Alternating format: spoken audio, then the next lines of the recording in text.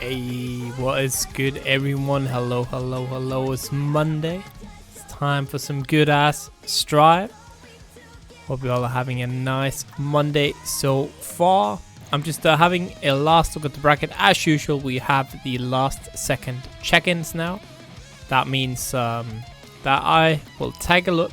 I will call out people who have not yet checked in, and they will get 5 minutes until 15 past to check in, or they will get DQ'd.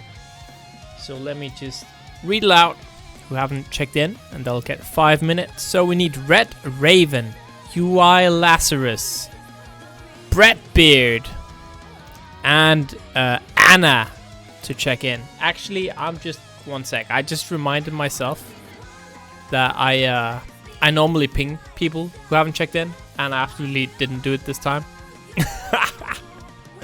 So let me just quickly do that. But yeah, you know, we're just rocking the same rules as usual. Once we go ahead and start the bracket, I will mark some matches. Those matches will be on stream. If you are on stream, I will contact you in the stream matches channel. If you're not on stream, you will have to find your opponent yourself in the matchmaking channel. So it's you know, the good old classic. Nothing new, nothing fancy. Someone checked in, but of those names I read aloud. But we'll see who it was in just a sec. Also, let me just see somebody else sign up. Let me just check them real quick. But yeah, you know, it's the good old. So should be good. Got a pretty stacked bracket. Can't wait.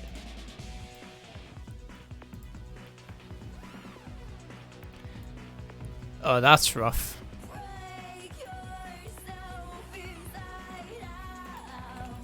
Go back to the bracket here. Again, we have Red Raven needs to check in, Anna needs to check in, Brett Beard needs to check in. So 3 people, and then we're good to go. Otherwise, 15 past, we will be starting the tournament. Reminder, you should have the same name on challenge as you have on Discord. If your name is different, you can change it, obviously, on Discord.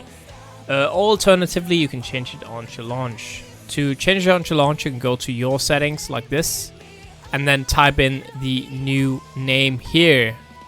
And press save. It's pretty much finished, but it might change slightly. Probably not much if like a couple players sign up last second.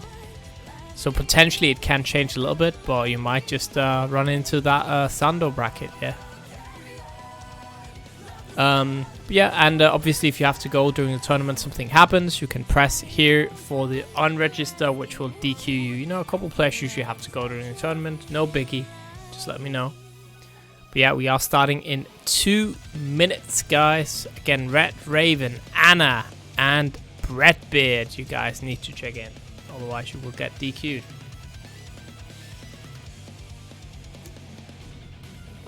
Honestly, Rocklez, you kind of should go just a little bit up. But probably not too much. Like there.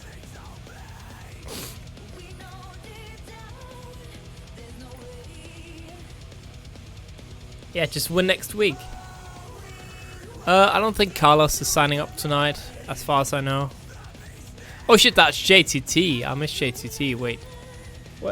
Let me just have a quick look at the overall. I have like the ELO side. Let me look at what JTT is at nowadays. Because JTT has been doing very well lately. 58. Sheesh. Yeah, it's because you changed your name.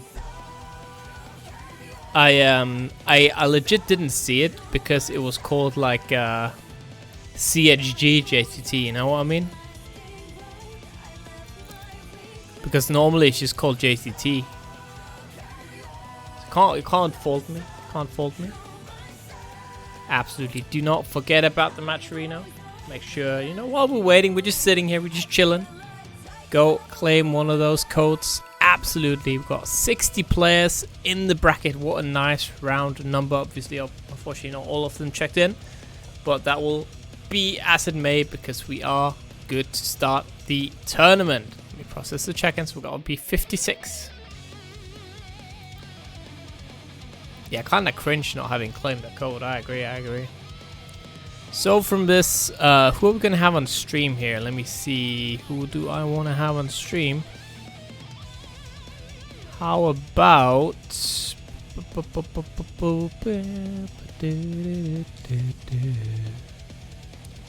Actually, I think we will do Platy Sama up against Rocklez.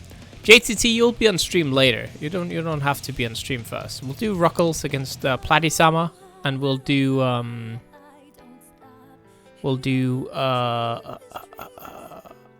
Justa against Kaztec FGC. For the next round, round 2, I think this match could be very good. I think I found one map. Oh, never mind. We'll do this one. Uh-oh. That would be sometimes. Then we'll do... Where is JTT on the bracket? We could maybe do some JTT if JTT wins a couple matches. Unless it's like... Is it up here? Are you up there? I mean... We can do this one maybe. Could be good. You ain't seen washed yet. Nice. We'll do this one, and we'll do this one, because this bracket side here is just getting Dutch otherwise. Round 3 with Pata. Oh, yeah. Agree.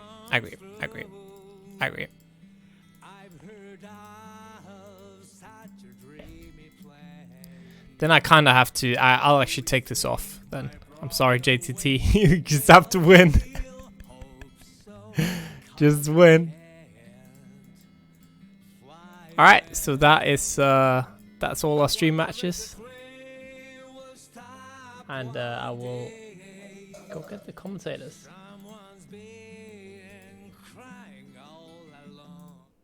Let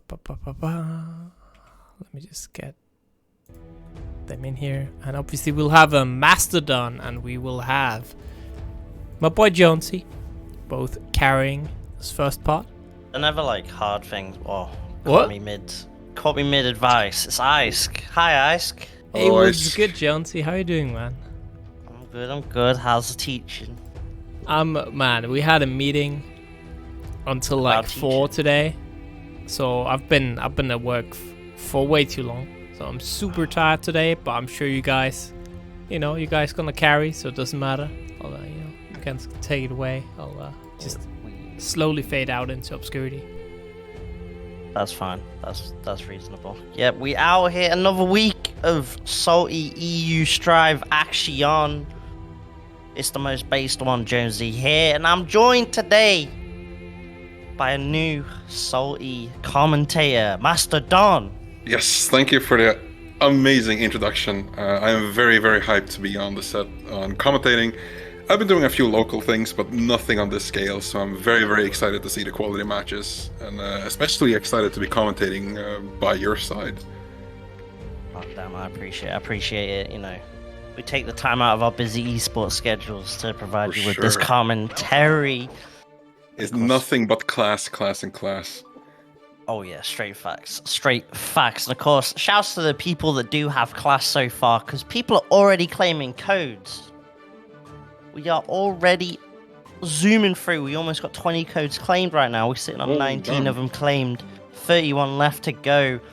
And it's so easy. All you have to do is do ! Matcherino, click that link, log in with your Twitch account, and hit that claim code button. It's easier than a Nago combo. Those are pretty easy, as we all know. Let's be real. Yeah, come on now. Now, all you Nago players, just wait for December 15th. I'm counting my seconds, even. I'm gonna be very happy, or very sad. Well, we never know with Arxis, but as my co-commentator Johnny said, please use all those codes. Every single click helps. Yeah, and of course, if people want to also repeat the bracket, you got ! Bracket as well. Patch is coming up. I'm excited because I know that Leo's definitely getting buffs. Oh, alright, you're a Leo main. Alright, interesting. Yeah, Leo's definitely getting buffed, and I know for a fact Geo is definitely getting nerfed because Oh, for sure.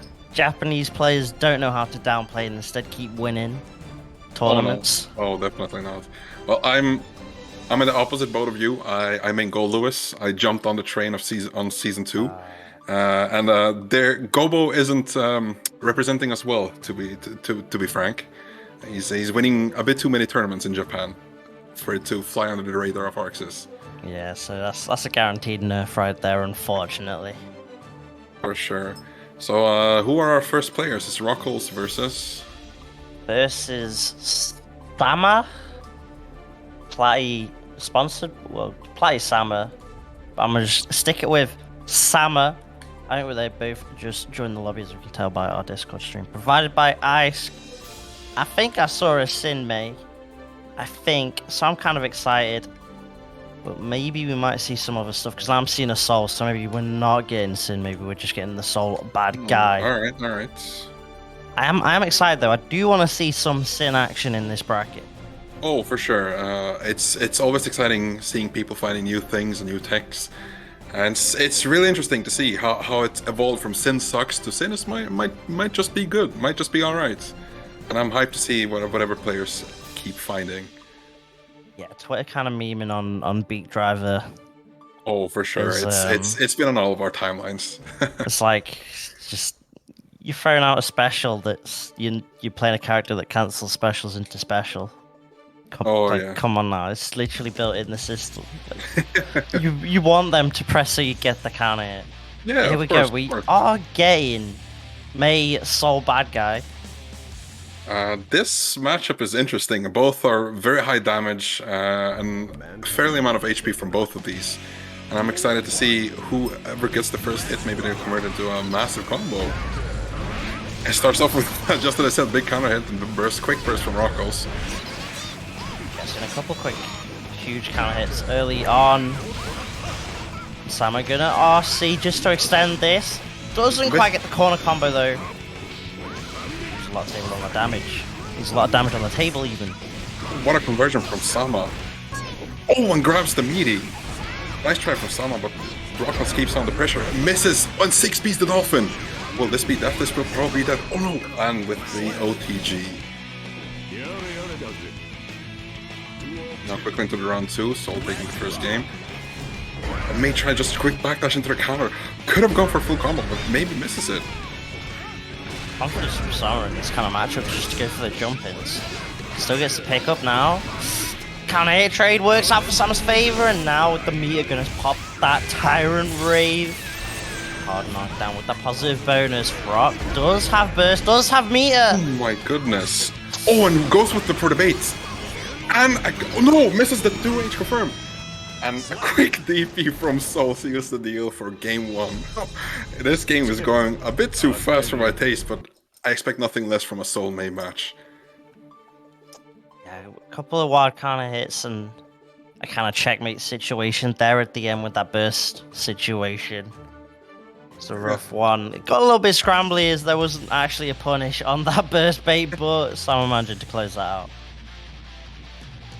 I don't know really what Sama went for, but 2H was a bit too far out. But here we'll see game 2. Maybe we'll go the same, maybe a bit different for the May. We'll see if they can adapt. And both kind of take a more defensive stance in the beginning of the round. Oh, and a huge kind of hit from Rocklez. Yeah, now goes for the after that first game, I think both of them kind of swung quite wildly, so now they're both putting a little bit more respect on each other. Oh my goodness, this is... Okay, speaking of respect, this was absolutely none in that reversal. And quickly seals the deal on round 1 with the 2K. Rock must have heard me say respectful, then immediately went for the most disrespectful option. There's absolutely no respect in either of these players' vocabulary. Rocklez goes for... Oh, that should be a... Oh, he keeps going with the offense. 2K into a Dolphin, 6 piece, and hard knockdown. Of course, a DP from Soul. Nothing less expected. Yes, I'm gonna need to start maybe just getting some checks going on. Just like that with the 5K to anti-air, and now got Rocklez in the corner of the RC, but the burst still gonna connect. Orca's gonna get punished. Goes for the clean hit DP. Nothing too crazy, but now we've got this fast no pressure. Wow, that 5p challenge even when Sam is plus. And nice pick on the air to where RC just to get that confirmed. What a clean confirm from both. Clean confirms from both these players. They really know their characters and confirm every single counter hit into a huge damage. Even though there's way less respect from both of these. Oh, and there's the first wild throw of the game. Quickly picks that up into a wall break. And there's not going to be any hard knockdown because of no meter, but there's a huge disadvantage for Rocklez in this position. First down option. Could maybe spend this and then look for a gold burst, but instead has to pop it there. Finds a perfect timing too. Nice. Uses the RC to the air throw and now block on the DP against the main in the corner. Fortunate that Rocklez didn't go for something more optimal, a little bit more scary. Gives Simon the chance to press with that barrier option, that 5k. Worked out, but risky DP there that could have completely turned the tide of that match. Oh, for sure. We saw it turning around in Rocklez's favor for a while there, but after the first counter hit, but it was a bit scrambly towards the end of this round too. So we'll see what happens in the third game. Yeah, it seems like at the start of these games, they both kind of back off a little to respect each other's sort of first initial neutral interactions, and then once someone starts getting the hit in or gets one knockdown, then it's just like everything gets thrown out the window. The rulebook's just completely torn apart. Wow, even checking there with the 5 Ps after counter hit on hit, that is crazy. Oh, and there goes the burst. And tries that for a third time, does not work. Gonna be huge damage for Soul, maybe even the round, if not for May's guts. Oh yeah, as we said, it's gonna be a quick end of round situation for May. Yeah, there we go. A 6p on the Dolphin is gonna seal the deal for Sol in round 1. It's looking a lot in favor for Sol in this game. Maybe because of matchup knowledge and maybe just pure disrespect from both of these players. We've seen raw DPs, raw supers in situations that they shouldn't hit. I think a lot of it is also the consistency of the combos. Rock hasn't gone for too many big, huge May damaging combos that you tend to see with a lot of high-level Mays. And also these situations where Rock's burst comes back at a really rough time. Still like pushing Sama to the corner. Got meter to spend, but goodness. An anti-air DP in my Strive, that is crazy. Do they work as Strive? Well, apparently they do. Anime games, not in here. This isn't... Guilty Gear's no longer anime. No, for sure not. This is pure ground-based footsies, especially coming from these two characters. Commonly known throughout the player base as two of the calmest characters in the game. There's absolutely no guerrilla antics going on around here. Only pure footsies and neutral. Yeah, so good stuff to Sama. Gonna move onto that winner's side. Gonna have to face GTT as the reward, so you gotta deal with that Goldlewis now, so...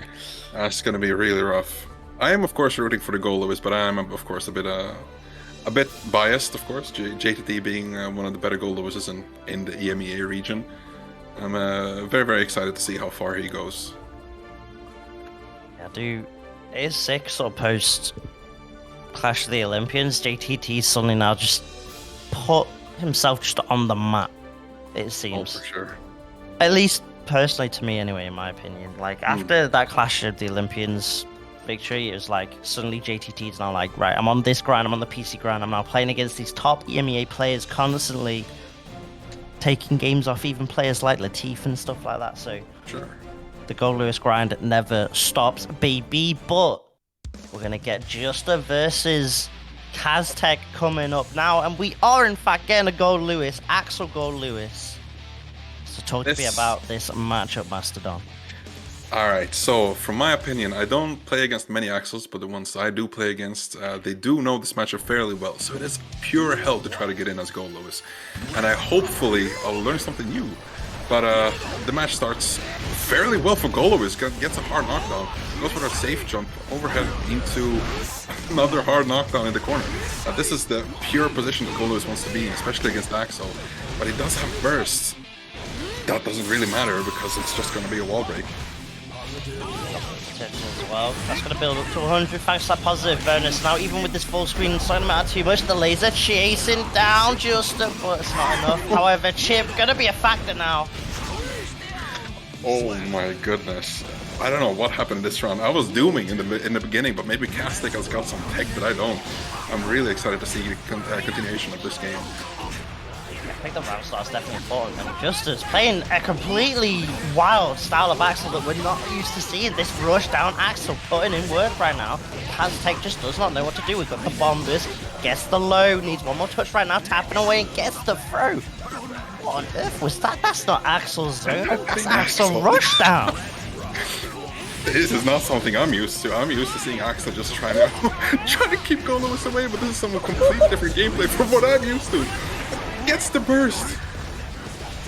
Gotta respect this JD though. Such a strong approach tool of the Goldlewis, and now just trying to check, especially on these edgeways, gets a nice pickup. And now with 50 tension, gets the confirm off the command grab bomber. Zawaldo.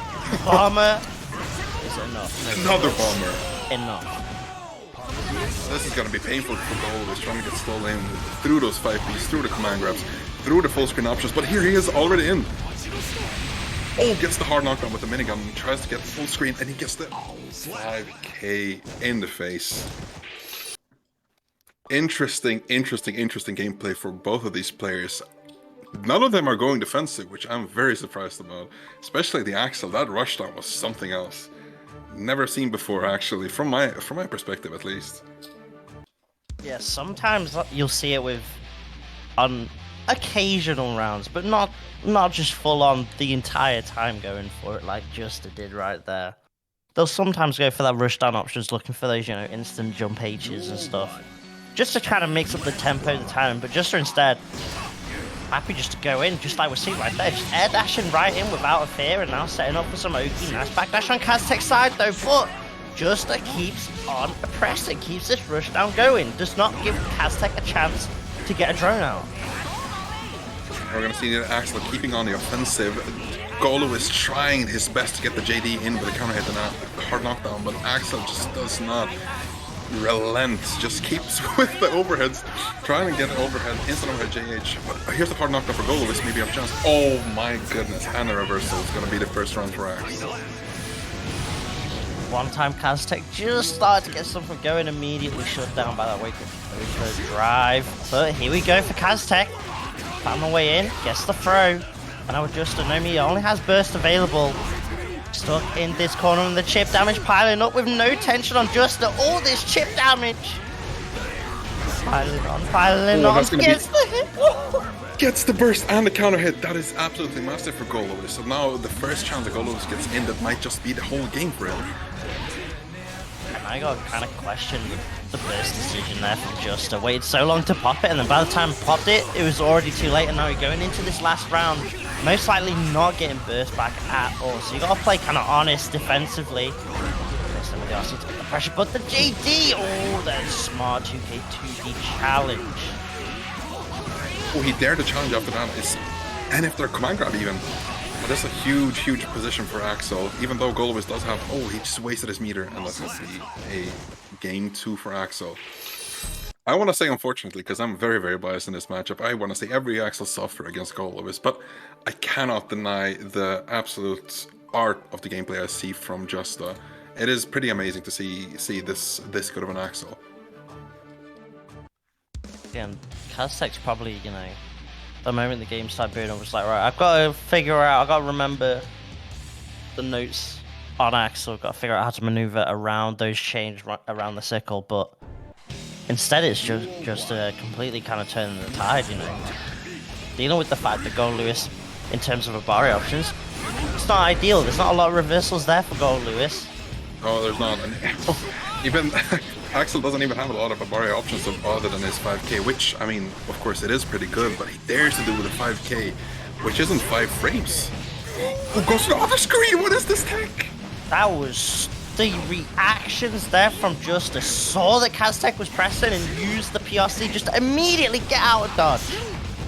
But there's not going to be any burst from Justa. Tries to get away from the Goldlewis, but gets him with the drone. Now his corner managed to backdash his pressure. Oh, and a huge counter from Axel. Oh, this is such a disadvantageous position for Goldlewis, even with the burst. I don't think he does want to actually burst on this round, because it just feels so painful to get Axel back on full screen, even with full drone meter. Yeah, it's starting to see the frustrations kind of settle in now for Kaztec. You're seeing a lot more counter hits now for Justa. It's working out. Still though, some nice Just blocks. Now that the pace has kind of slowed down a little, and Justa's kind of slowed it down, but however, going to get the RC confirmed, maybe trying to look for a burst. Kaztec holds on to it. Skyfish is trying to trade on a button, but Justa not biting on that just yet, and now gets the hit. Oki time, and there's the burst from Kaztec, slowly pushing Justa to the corner, but the sickle storm coming in. Ooh, got blocked. Huge knockdown for Goldlewis. He could maybe take this back, and the quick back scratcher from Goldlewis. This is huge position. Hard knockdown. Low. Oh, and this is the burst. It was probably a smart burst. Yes, there we go, and that's probably gonna be the last mix-up for game.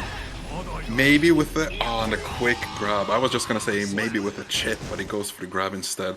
Closes the deal out nonetheless, and this is gonna be set for Axel even, right? Yes. Yeah. Very informed commentators, by the way. There we go. Leaving the room, getting the game 3-0. I wouldn't say that convincing, because the Goldlewis actually fought back fairly well, especially in the first few rounds. But then, as you mentioned, the frustration kind of sets in, and Axel can just take a way more calmer approach, using those way safer options like 5B, Renson full screen. There are a lot of options to just keep Goldlewis out for the whole round, especially when the Goldlewis does huge risks like trying to jump D without any sort of now, of course, I'm not trying to downplay on this Goldlewis, because he was actually playing this matchup fairly good, but it is rough to see this matchup. It is really rough, especially I feel you all Goldlewis fans. I really do. It's rough out there, but unfortunately you're gonna have to deal with it even harder after the patch. Yeah, it's gonna be rough to see. I'm as much as I'm counting the seconds towards Nago's nerf, I'm also counting the seconds towards Goldlewis's nerf. Gonna try to use him as much as possible, because that drone is absolutely nuts. Wins you games. Honestly, wins you a lot of matchups. It is fun to use, don't get me wrong. And hopefully it's gonna be... I mean, the meme is there, right? A Goldlewis player bursts, they call out drone, and suddenly they're like the greatest Strive player on earth. And they'll hit you with a 4-way mix-up. I've seen certain Japanese tier lists just putting a drone in as the best character in game, which is pretty hilarious. I don't completely disagree, because in matchups where you really can't deal with drone, you kind of just lose against Goldlewis. Even on your own burst, he's just gonna send out a drone, and it's gonna be his game again. Yeah, it's if you don't have, I guess, good aerial movement, it's really tough to try and just completely avoid both the drone and Goldlewis, because you know that if you're trying to jump over the drone, you know Goldlewis is there to check with the coffin to get that air to air. Oh, of course. And just bring you straight back down to the drone. So it's definitely rough. Unfortunately for that Goldlewis player, gonna have to duke it out in. Losers are just gonna move on. This is gonna be two players that I have personally, I think, played against in this tournament, at least Urboi. But we all know who Jarl SwagDog is, and it's gonna be interesting to see this matchup. I know that Urboi plays Giovanna, but I am not so sure who Jarl SwagDog is playing. It's gonna be very interesting to see this matchup nonetheless. I don't remember. They've definitely been on stream before on Salty. I'm just trying to remember, and unfortunately on a Monday, my memory's definitely not it on a Monday. The Angie. Yeah, the Angie. Hopefully, y'all might take a page out of Symmetron's books and drop Angie for Sin. Who knows? Hopefully. Fingers crossed. Oh, fingers crossed. It's gonna be fun nonetheless. The patch is gonna throw up a lot of characters. I think it's gonna be way more radical than the last patch. Even it's gonna be really, really fun to see the Doomin, the Bloomin, the Gloomin, the everything. Doomin, the Gloomin, the Bloomin. But you know what people can do? They can be coding. Oh, for sure. With the Macherino codes! Exclamation mark! Macherino! It's that shield time, baby. all you have to do is exclamation mark Matcherino in the chat, hit that Matcherino code, hit that Matcherino link, and hit that claim code button. It is that simple. The prize pot right now, $15.70. We could definitely get that up. We're not even halfway through codes being claimed yet. So chat needs to step up. There's bare people in here. We're on 100 plus, so we could definitely get those codes finished off. So, since I've claimed these codes a few times before in my life, but these do add towards the total pot. So, yeah, any person clicking this will be more money towards the winner and potentially top 2. Potentially, who knows? And of course, you've also got the sponsor quest down on the right-hand side of the Matcherino page. So if you want to add that little bit extra, there's a couple of things like following some Twitters and surveys and whatnot. Yeah, who are we waiting on? Oh, wait, so Jarl doesn't appear to be here at the moment. So instead, we're going to get a French chip that has been on plenty of times on SaltyEU's PataChu up against Iceboy Ratschmann. Oh, we are going to get some chip action. Yeah. People who utilize Chipp to his fullest, it's an absolute pleasure to watch. Even though I dislike Chipp a lot, it is still a pleasure to watch people use this character to its fullest. And I think it's even on a lot of tier lists, I think is very underrated because Chipp does really have it all. The mixes, except HP, he does get blown up in like one combo. Yeah, I think that's sort of the one downside of Chipp against a lot of the top tiers is the fact that if a Naga or a Ram just gets one hit on Chipp, that Chipp is like just snapped, just gone out of existence. So it's definitely rough. Chipp definitely, compared to earlier Strive, closer to release Strive, where Chipp was definitely more of in that top 3, top 2 selection, now definitely kind of dropped down a little bit. But Chipp players still be putting in tons of work, so they're always going to be there on the horizon. Quite interested in seeing how Arxis is going to changing these characters that are honestly kind of in a really, really good spot balance-wise. Are they going to just change some like buttons up or like damage? It's always interesting because I think characters like Chipp and Testament and maybe even Jacko aren't going to be touched that much. But it's always interesting to see these huge patches just rolling out on every character and kind of shaking it up.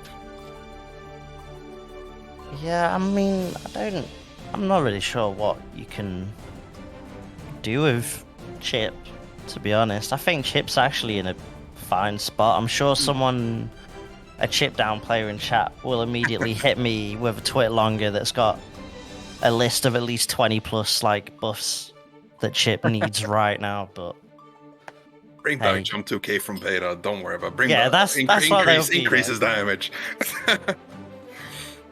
They'll just say, oh, Jump 2K's hitbox isn't full screen. Nah, that's trash.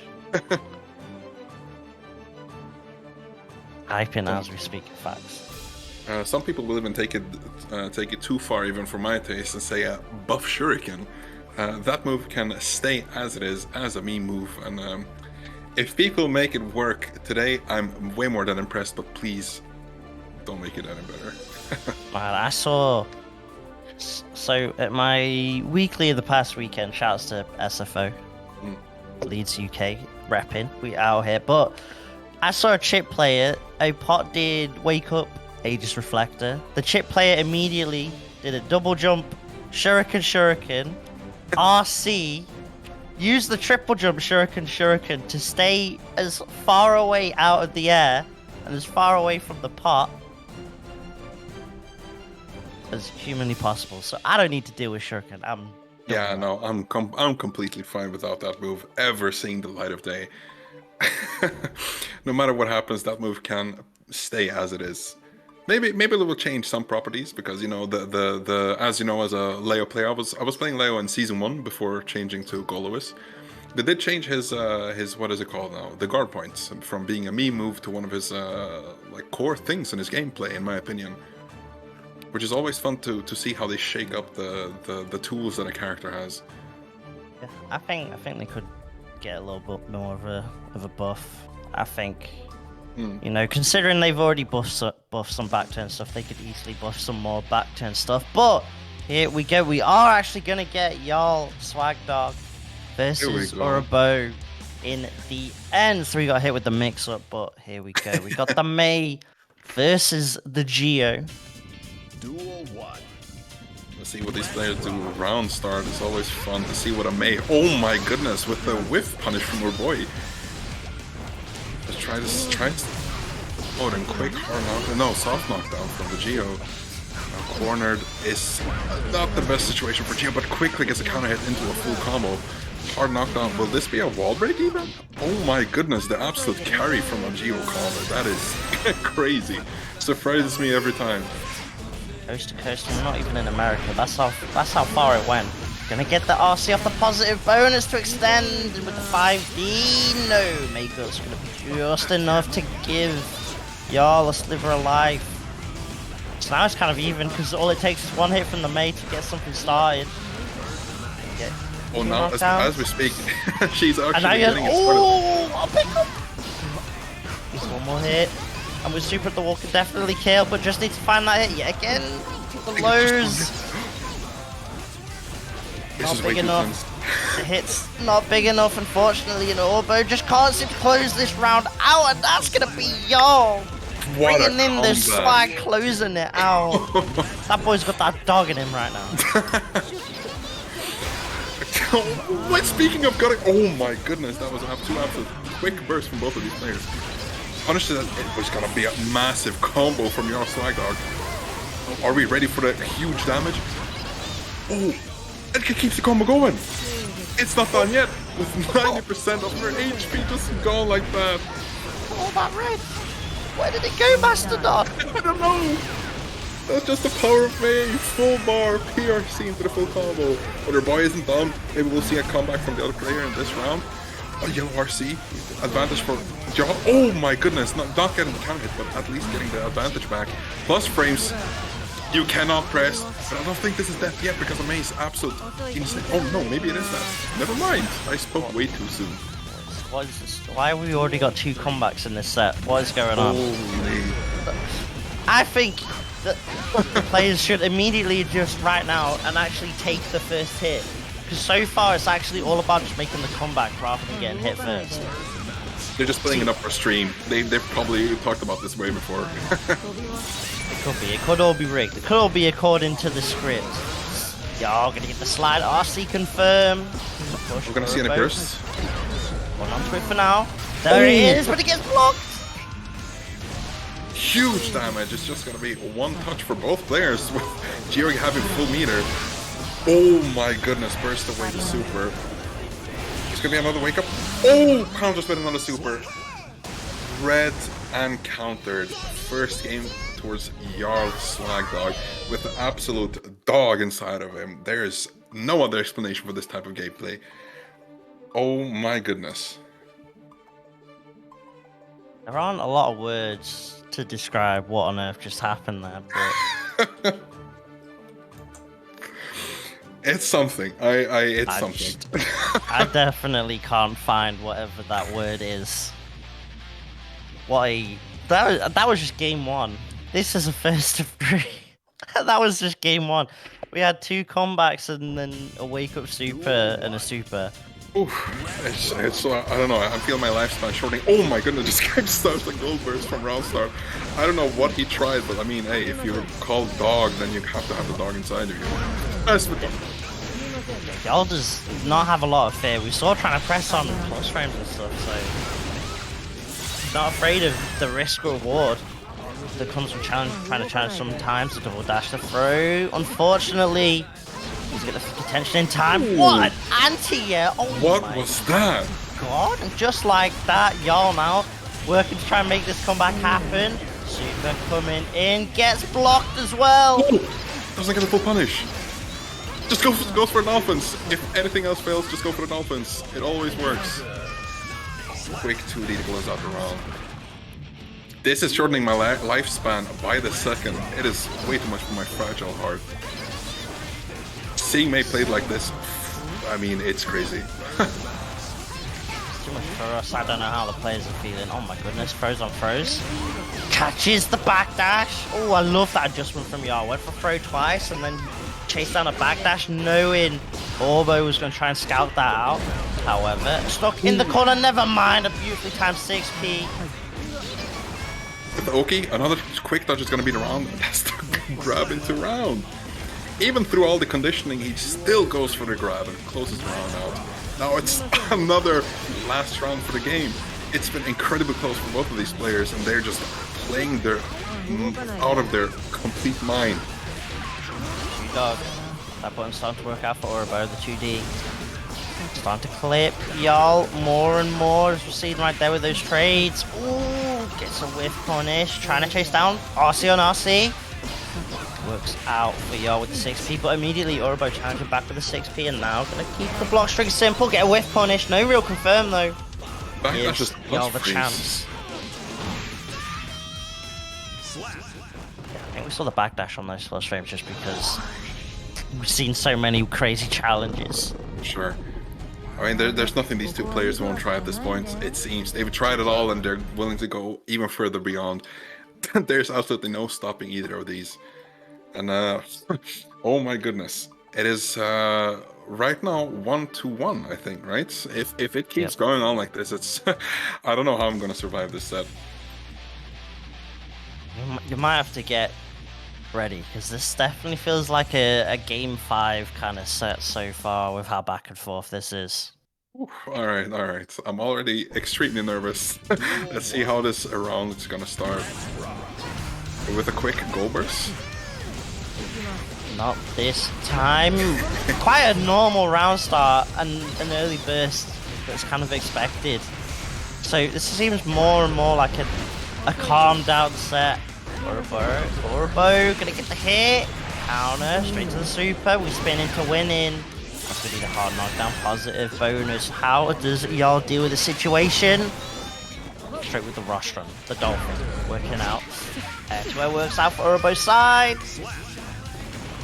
That was a really nice conversion from Giovanna. She has some interesting conversions from these counter hits. And we're gonna see a quick counter from both these. Like a gold burst from Urboi. Oh my god, this is gonna be huge damage from Giovanna. Well, even through the guts, that's pretty handy damage from Giovanna. Yeah, because it started so early on with the help for the 5D. Burst gonna come back in time for Jarl during that, but still now has to make this comeback. YRC takes a turn back, but respects Jarl going for a challenge option, and instead Jarl gonna get a huge hit charge for that anchor, the swing coming in. Just like that, the life bars close to tying up right now. Oh, that didn't get enough damage. And I was about to say that Jarl's to win this game, but Urboi maybe sensing the urgency in Jarl SwagDog's gameplay and just taking it more calmly, even though getting hit by a few counter hits here and there, still manages to close the game 3 out and is set point for Urboi. Shout outs to man like Gecko Squirrel with the raid. Hitting us with that huge raid. Of course, if you're not already, make sure to check out Gecko Squirrel both on Twitch and on YouTube. Do something clickable. If you're not already following Gecko Squirrel, you're a straight up geek. Hold that shit. Let's go. We in there. Ooh, big counter hits. Getting the grab from the empty jump. Oh, doesn't do anything after hard knockdown. Bursts May back, and it's corner for me. Even. Oh my goodness, this is gonna be massive damage. And I think Giovanna is just dead. Does a fully charged anchor. Oh, misses the super. This is Giovanna's game. Gold burst back. Is this what we were talking about? What the? It's too much. What is going on? What's that? Spent 100 tension to get in. That's not worth. And he's out again. What? Oh. Gets the conversion. Yeah, all the way to the corner. Gets the throw. And the O2G. Joseph, you really have to hold me through this. You gotta guide me through this. I don't think I can even. This is unguidable. IGN could not make a page for this, even if they tried. Oh my days, nice little confirm coming out from Jarl. Urboi with the movement gets out and gets a 2S counter hit reward straight to the super. Spinning straight onto the next screen. Hard knockdown. Plus the Oki goes low. Backs off yet again, maybe trying to call out a super. RC on the burst! Thankfully, this didn't go on for a 5th game because I don't know how I could handle anything after that last round. But Urboi calmly baits out the burst with the RC, even though May did have a lot of meter to play with. This just closes it out very, very calmly. Good job to both of these players. It's at least entertaining. I feel like the best way to describe that is you passed the Jarl test. Congratulations, you can move on. I think that's the best way of saying it. Your boy closing that out. After the initial sort of craziness, started to pick up on a lot of things that Jarl tried to go for, a lot of challenges and meme options, but clean stuff there. That Geo gonna move on, and then now we are gonna get PataChu versus Ratschmann. With the Sin pick.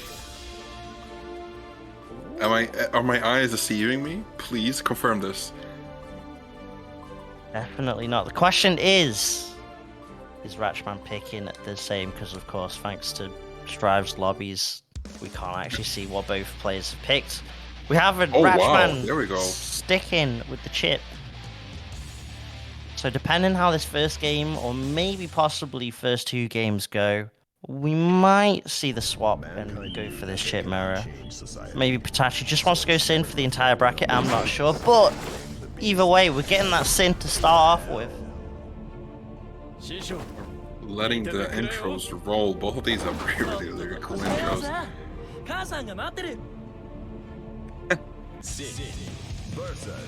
Let's see how the round start looks for Sim versus Chipp. I cannot imagine it's any good for Sim. Yeah, as I said, just plus frames immediately for Chipp. We've got some real nice posts to at least check the dashes, but especially on round start, just don't have the frame data that Chipp has. But here we go. The mix will coming in, post peak driver now goes for the low after the empty jump. Ratschmann, however, now got Sin stuck in the corner, gets the counter hit. Straight into that super. God. My goodness, that did absolutely a lot of damage. Even went for the command grab into a PRC, and that's going to be round 1. Goodness, that did a lot, way more damage than I thought for any Chipp player that could dish out. And we're going to see a quick round 2. Oh, misses the DP on a quick 6H. Gonna be a lot of damage. Oh, tries to mix. Grab back into the right, back into the corner. You're going nowhere. Plus frames. More Chipp mixes. Checks with the 5P and Beak Driver. No plus frames for Sin yet. Oh, and Chipp is just in. Overhead. Tries to 6H, a quick counter hit, and now we're just back to Sin gaming. We're seeing a lot of backdashes coming out from Ratschmann. I think maybe just respecting DP options. Gets the jump in. PataChu holding on to burst, and just as I say it, the DP comes out. Gets the throw after the L-Hunt, and now got Ratschmann stuck in the corner. The overhead extends the RC, and this should be enough. Aaron Ray just a case. That super is just so nice to see. The sound coming out from Sin is absolutely nuts. Doesn't get to confirm from the 2S, but the 6P confirm is right there. Now it's just Sin gameplay, trying to 6K with the plus frames. 2K 2D, going right into the mixes with Chipp. Oh, what a whiff punish! This is a way more calm and collected game than the last one, but this is at least, or even more entertaining than the last one. Oh, just 2 players knowing both of their characters on the matchup. I mean, I guess fairly well.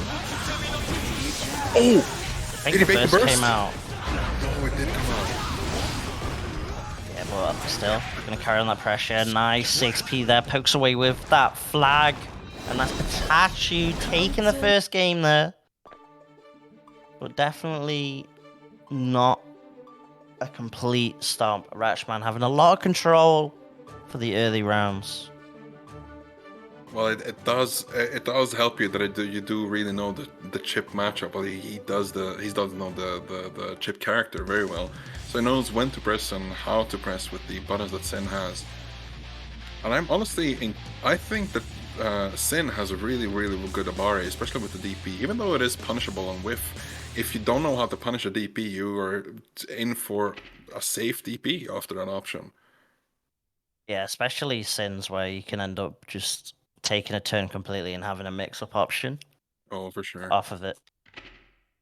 As Oh. Strive Lobby's hitting us with that good stuff as we all just following Daisuke's vision. Well, they did promise improved netcode the 15th of December, but sadly we still have about 10 days left to to enjoy these amazing lobbies. Yeah, and Ratschmann just showing the Chipp tech, just being a true ninja, completely disappearing from the lobby. Well, there is no counter like, for that. PataChu's character hasn't even realized. Look, still swinging with the baguette. Swinging. That is the ninja way. Fighting, but Ratschmann's not there. Well, hopefully this finally realizing that Chipp is gone. A few seconds later, they're both out of the room, I think. Maybe it's time to commentate the lobby tech instead of the actual players, because there's no tech for disconnecting on that one. It's game dead. So now we can just look at Ike's house, judge it completely. I'm just gonna go on a limb and say extremely mid, hasn't even gotten his boxes unpacked. There's absolutely no excuse for that. Yeah, it's kind of it's looking basic. I should just move into this or what? Come on. Oh my god, what just happened? He's a ninja. It's a ninja. Ratschmann came in swinging. What is happening to this lobby? All right, I think we're fine. I think we got the players back in, so we should be Gucci to get things going again and get game 2 back underway. Keep in mind, PataChu has a 1-0, and there's not going to be any character switch from him because he won the set. But now here we go, set 2. Please move past this. Nope, there is lobby got hands again. There is no way of taking this. This. That is interesting.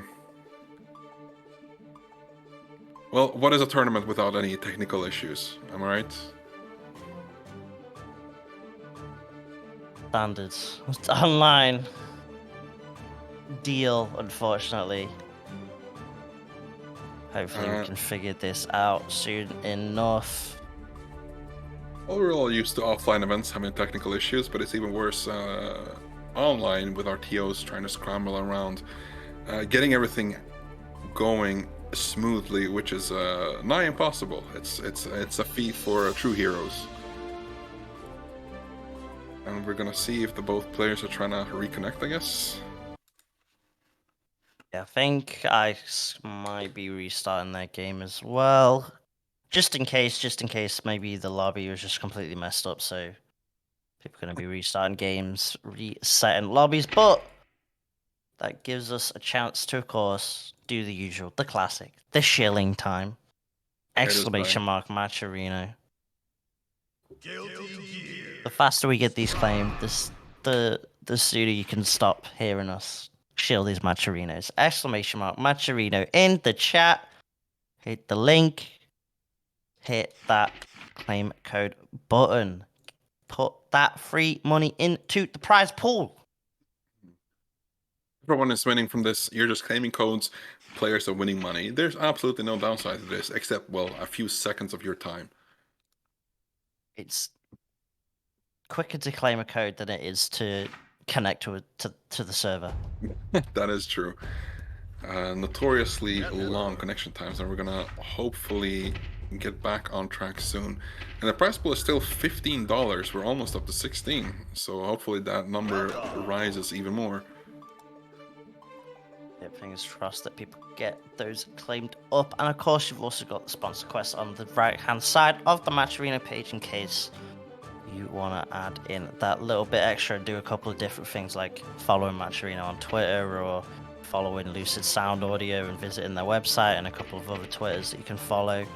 All of that can help add more to the pot as we're slowly progressing through the bracket, getting closer and closer to this top 8. So it's still interesting to see Sin this early into his release, already getting thrown out into tournaments, and very, very skillfully by these players. It is absolutely amazing to see. Finding this quick tech, maybe the factor of the opponent not knowing the matchup too well factors into Sin winning, but it is still interesting to see. I'm very, very excited to see the future of this character and this game, of course. Yeah, I think that's why Ratschmann had a lot of success sort of early on in the first round of that first game, was because it was kind of more just the Chipp gameplay of keeping you kind of stuck in the corner. The moment you even try and press a button, Chipp's just out of your range and then immediately going to dash in with punish, compared to the later rounds where it was PataChu starting to get the elk hunt mix-ups going, started to kind of press, and you saw Ratschmann kind of just FD in just because there was didn't want to deal with any of the strike throw mix-ups or anything like that, just trying to FD just to be able to jump back and then jump immediately out of that situation. Oh, for sure. Well, we saw the number actually going up to $19 already. It is already $3. Someone claiming the codes are actually maybe donating? I'm not sure how this code claiming works. But we are still thankful for people claiming the codes, and it's all going back to the players. So thank you very much everyone who's watching and everyone clicking the codes, because as we've said before, it is quicker than just going into the game. And speaking of going into the game, I think Ice is back online, but not for us, if I'm not mistaken. There we go. Oh, okay, sorry. I just got the live notification. We in there, let's go. We back in there, and Ratschmann immediately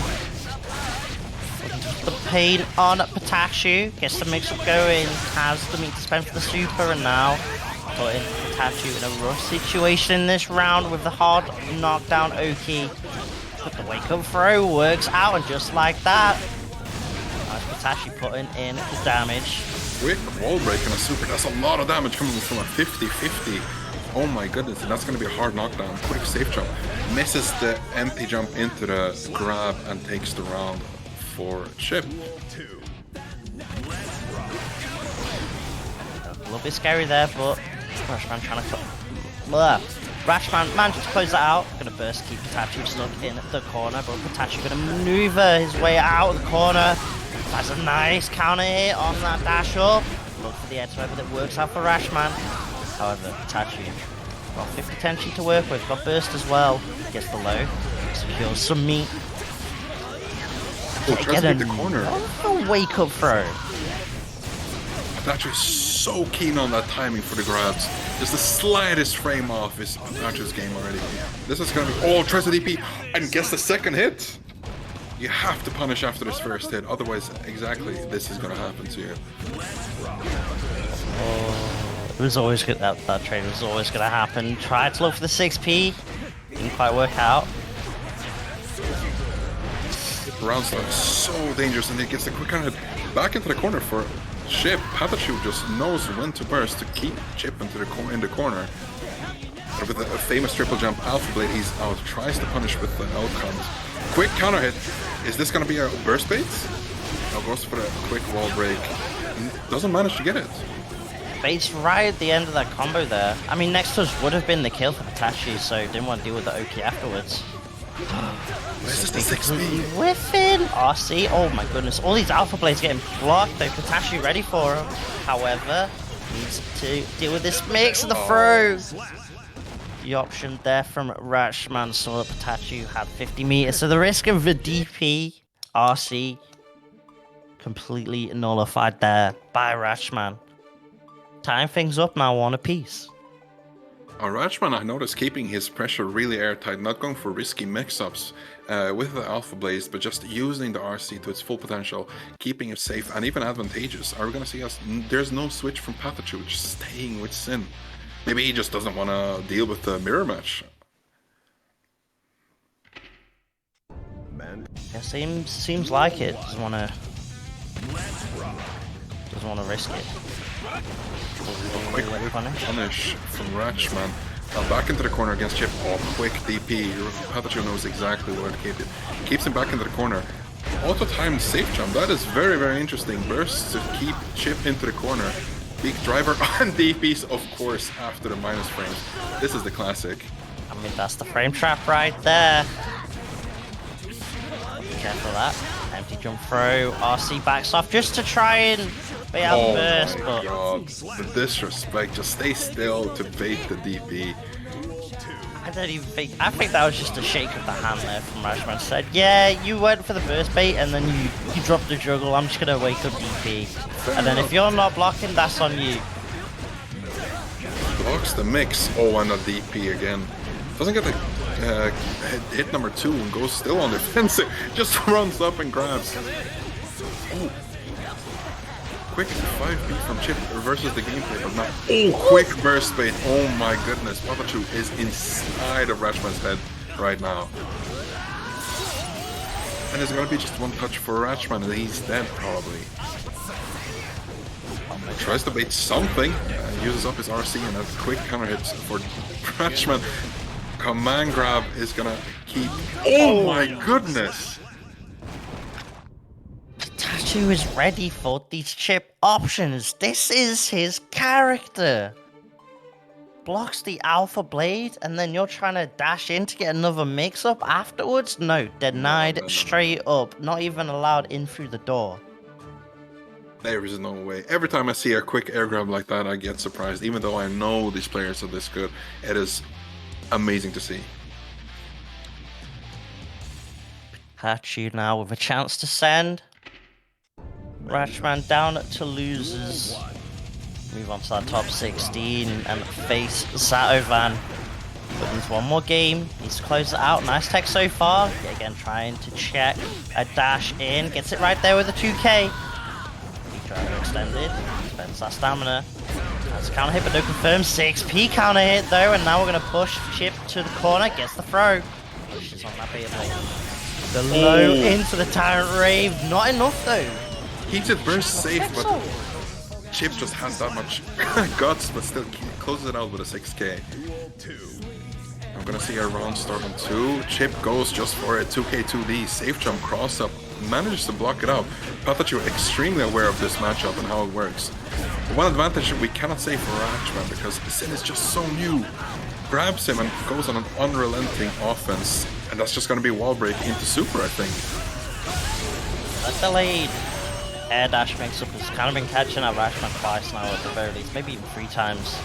I can't quite remember, and it's working out so far. PataChu, pretty solid situation to close this out. The tech yet again, but dash 2D gets something over for Ratschmann.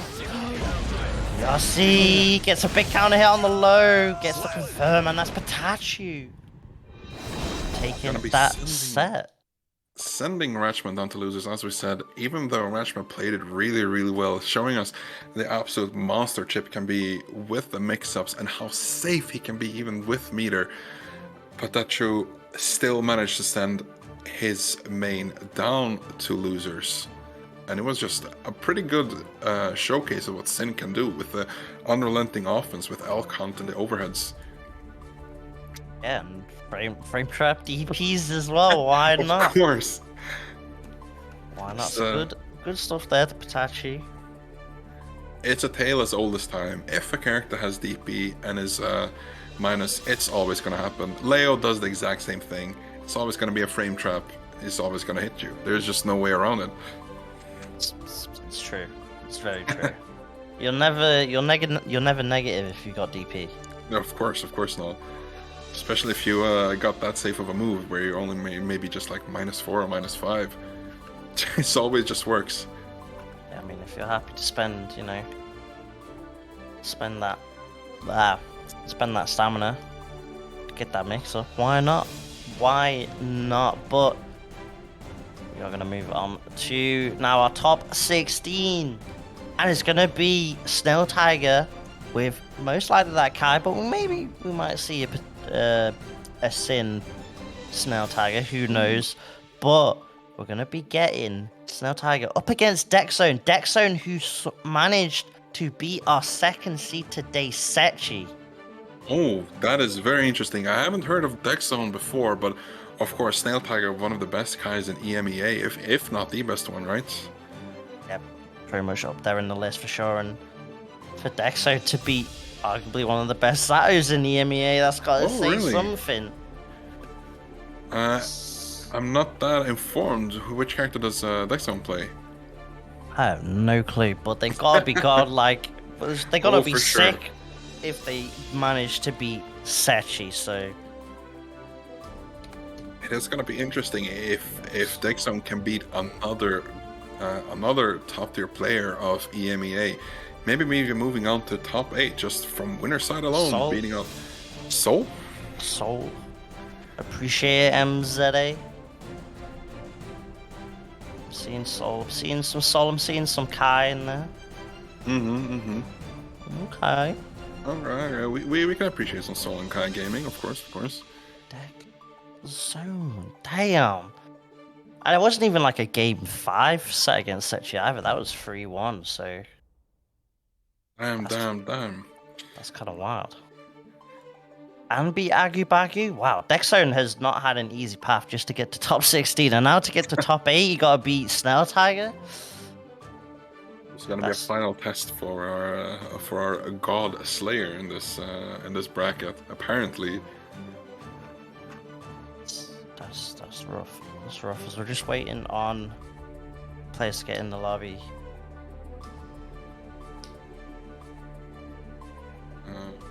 well, other than DECKZONE, I'm interested to see, because I don't have the bracket up. I really want to interested in seeing who is gonna end up in the top 8.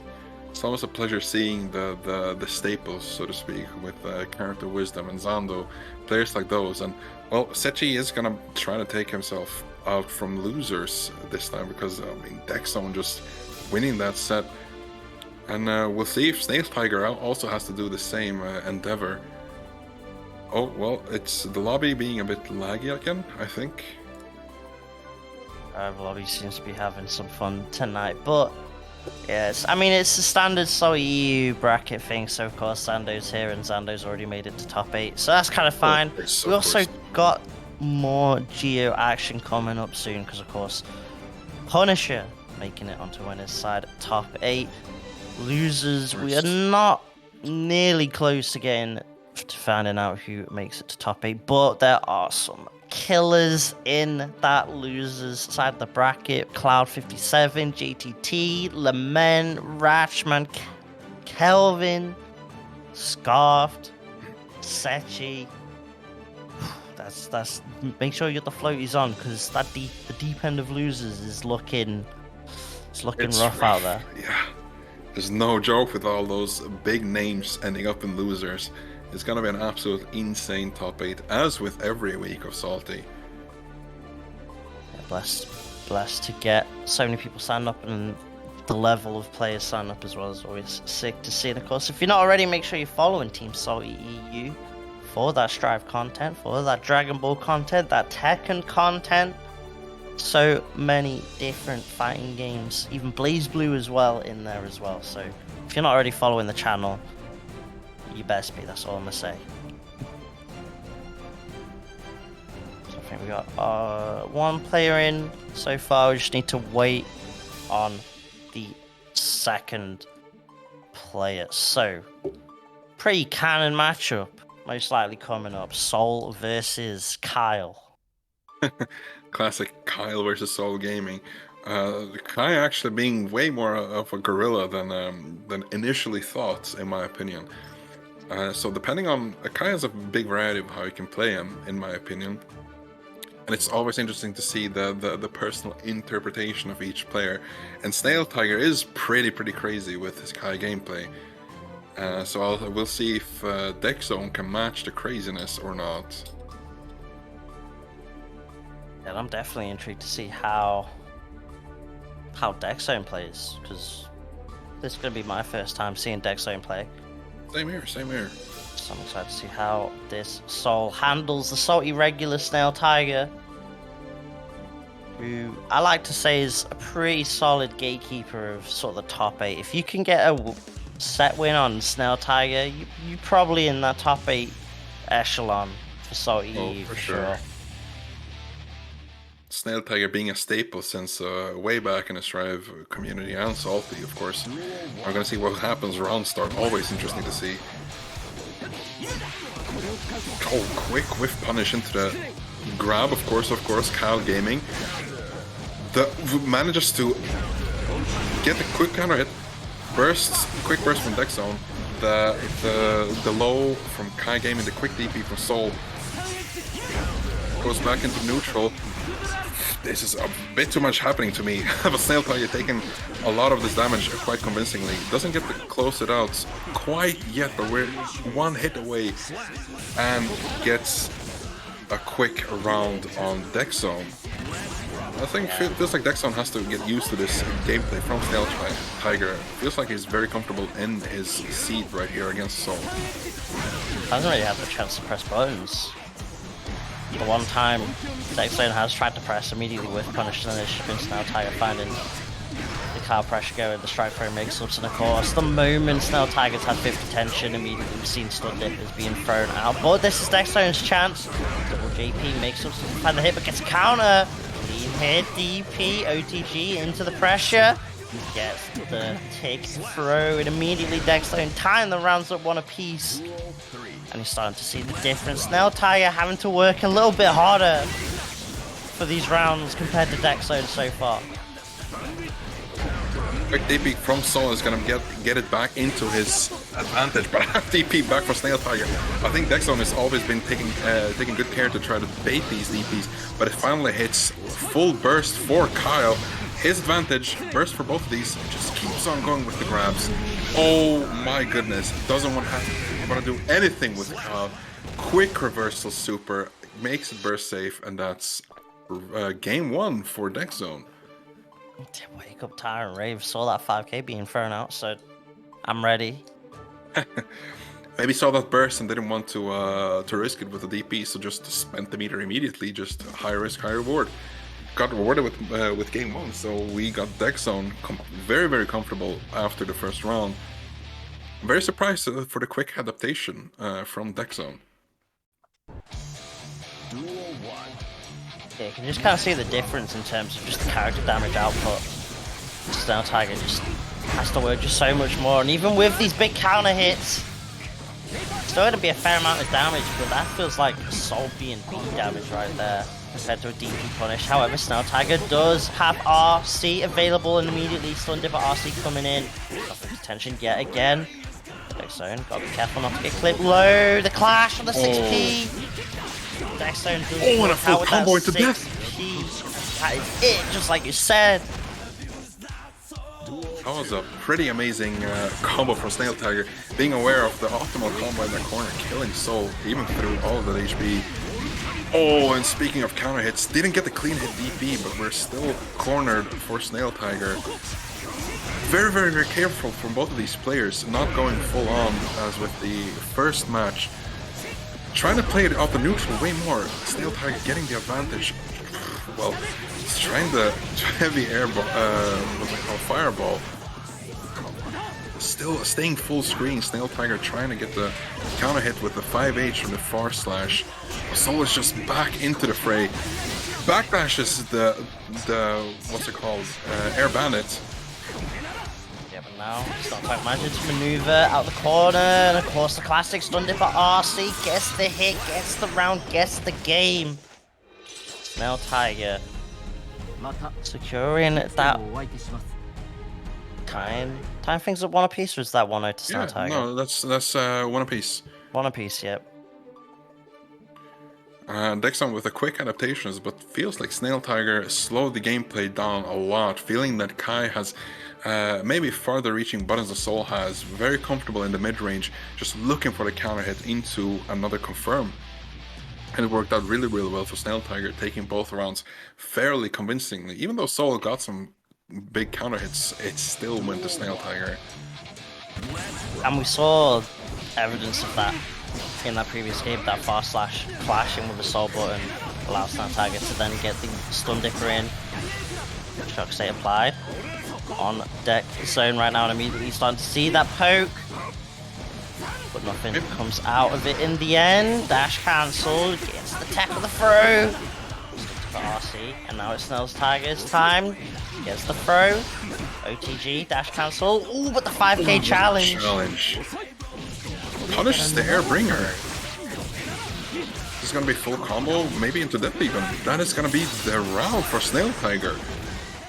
What a confirm. DECKZONE opting to save the burst for the next round. Maybe even smarter. Oh, big counter hit for DECKZONE. It's got a clean hit Viper. Just waiting for DP maybe, trying to bait it. Well, never mind, he just went for both of them, going for the DPs respectively. Very comfortable position for Kai, even though they have an equal amount of HP. I feel like Snailtiger is very, very comfortable staying full screen, especially with the Fun Dipper RC. The wall splat into a wall break. Gonna get that positive bonus. And DECKZONE, even with this 50 tension, just does not get an opportunity to use it at all. And just like that, Snailtiger going 2-1 up now, starting to adjust really well to what DECKZONE's looking for. And DECKZONE just can't get anything going in the neutral right now. It is all Snailtiger.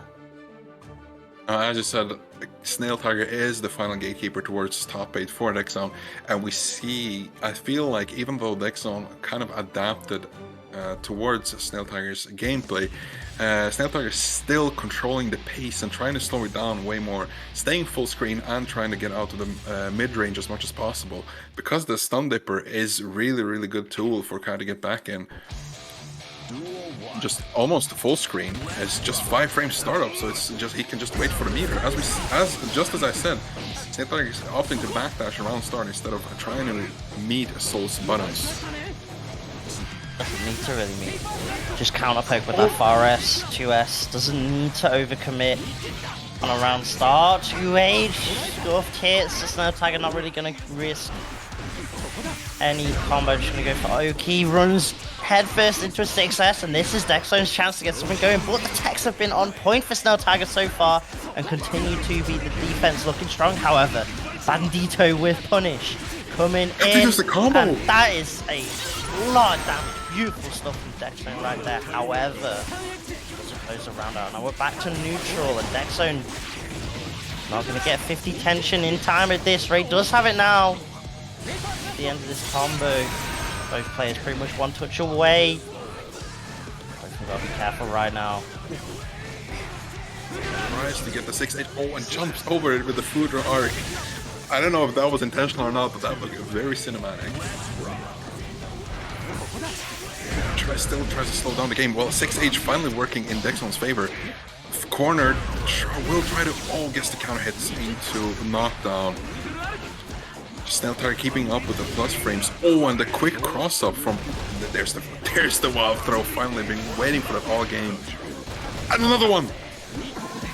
I mean, if Snailtiger's tech and the normal throws, just go for the command grabs. Those can't be teched, so why not? Maybe try and establish, hey, I'm going for these now. Snailtiger want to try maybe backdashing so I can click you on that later on. Who knows? But right now, Snailtiger putting the pressure on, gets a throw of their own, going to be able to get an OTG, but the dash cancel immediately challenged by the 5k, the Abari, and we're just trading challenges left and right. Touched on edge, YRC takes a turn back with a burst from Snailtiger. Wants this round, needs this round, but can't get it. Goodness. Went for the ballsy burst back into the corner with a pixel of health, trying to get a final hit, but Soul just DPs his far slash. There's not much coming back from that. I'm sorry, that has to be some mental damage on Snailtiger even. And again with the DP, tries the DP back, but misses into a Soul. Another wild throw. He's just keeping up with the option, noticing, there we go. Another one, and that should be game. The thing is, these aren't even like wild, crazy. I was about to say wild throws, but yeah, wild throw. these wild throws going crazy. But in all seriousness, though, the wild throws are like relatively safe because if Snailtiger does backdash those, I think every single time DECKZONE went for him, had 50 tension in the pocket to PRC anyway. So a lot of these are actually really safe options from DECKZONE. That's working out. We are going to get a game 5. It's going to be tough, but so far, DECKZONE Fighting back. Honestly, it's fighting back very, very well. Noticing that wild throws are working, so if it sticks to the wall, you don't really need to do anything else other than that. Feels like an established pressure tool that DECKZONE has finally shown Snailtiger. And now we're gonna see the final game. If they're gonna be changing their game plans up, or Snailtiger just keeps the full screen. Oh, and now we're establishing the normal throws back into the mix. Snailtiger gonna burst, doesn't want to be stuck in the corner, but the stun edge! Completely removed, and now we're gonna get the DP. Tyrant Rave coming in. It's a rough situation for Snailtiger to be in right now. Oh, the frame with the bandit revolver! Snailtiger bites on the throw. It was the wrong kind of bite. You have to feel the pressure. Oh my god, just as I say that, you have to feel the pressure after all those wild throws. Try to go for the take throw again, but Snailtiger is still ready for those normal throws. Maybe it's time to get the wild throws back out. That was such a cheeky counter hit set up. The late 2S was so clean. Snailtiger stunned for RC, gets the way in. Now DECKZONE. Again, that jump bandit revolver has been so potent so far just to maneuver around, and we're seeing it yet again. This time it's the approach option rather than the gal option, and now just like that, DECKZONE. Pressure tapping away what it does have meter, spends it, gets the low, but trying to confirm the anti-air coming in. Had to beat the first, but Snailtiger not biting, and now just like that, it's Snailtiger with this corner pressure mastodon. On back into the wall break, and it's going to be final touch for both of these players, but Snailtiger still has his burst. But we're going to see the very careful gameplay for Snailtiger, just opting to throw out the fireball instead, and the Fun Dipper full screen. You can't be ready for that, Jonesy. Come on. Yeah, it would have built the 50 tension time. And you saw immediately, we've seen Night Raid Vortex once, so Snailtiger's immediately not throwing out that heavy stun edge. Not charging that thing at all, but the wild throws are back. We cannot contain them out here in the Savari zone as DECKZONE. Very equal footing for both of these players. They both have burst. This guessing game for Soul. Oh, tries to punishes it fully. Is this going to be game? The super? This has to be game. It's not enough. It's not enough. Gives DECKZONE a chance. Checks for the 5k and then just backs off, trying to maybe respect DPRC, and I think that was maybe chip damage in the end.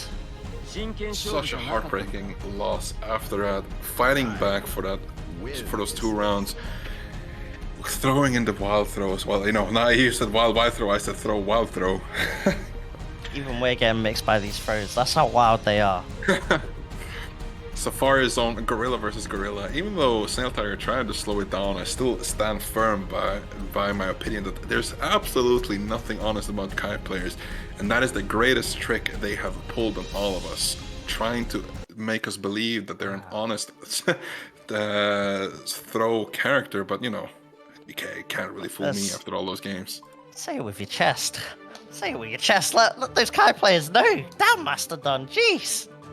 There's absolutely no fooling me. Come on now. Snailtiger being right up there with those Leon Soul players. No. There's no way. Ow. Wow. Snailtiger gonna move on into winner's side topic. Gonna face Punisher later on. Unfortunately for DECKZONE, as sick as this run has been so far, it's now become a loser's run. So DECKZONE gonna have to duke it out in a loser's side of a bracket that's already starting to fill up with more and more sharks, as we are getting into our last winner's side top 16 game now coming up. A very classic matchup. Zato-VaN versus PataChu. Oof. It's just saying those 2 names makes my heart skip a beat. These are staple players of the EMEA region, and just seeing them being on the commentator side finally and seeing these 2 play, it's a whole different experience. It's pretty amazing. It's gonna be interesting to see if PataChu's gonna stick with that sin for now, maybe later on swap to the Chipp, but the Chipp hasn't worked out too often in this matchup. These players have faced a fair amount of time, and it's mostly been going in favor of Zato-VaN. So maybe the Sin is what PataChu needs to tie up this player v player set count. We start immediately in favor of PataChu, getting 2 convincing counter hits with the 2S. Goes for the overhead into RC. This is just gonna be a no wall break.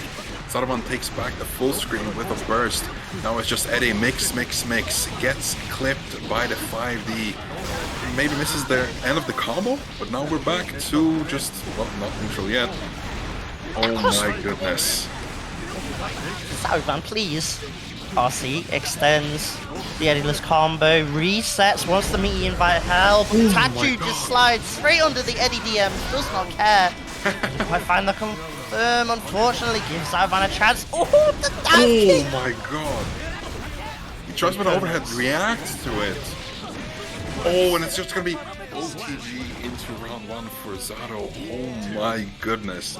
I need another holding for this match. It's just way too much. Eddie, and that's so important to challenge. Don't want to deal with that. Eddie just blocks on the 5H. Is Zato-VaN already ready for these? I think so. He's been blocking those pretty convincingly. Tries to 6-speed the float, but fails, and now it just mix for Eddie and Zato. Manages to block out the mix, but he's still back in there with another mix. I love that recoil setup. So sick. Just spend half the Eddie bar and then do a little bit of a Zato block string. Oh, the throw whiffs.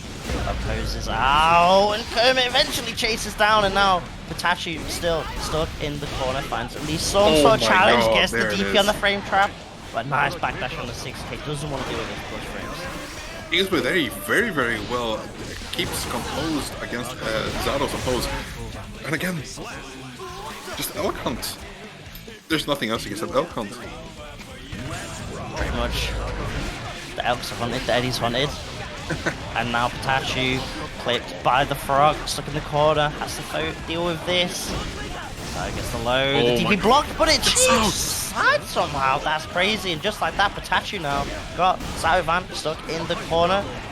Challenge gets the counter hit, and now we're back into the mix-ups, gets the cross up, and the adjustment on the combo to push PataChu to the corner. Had to beat the burst out with the RC, but PataChu not biting.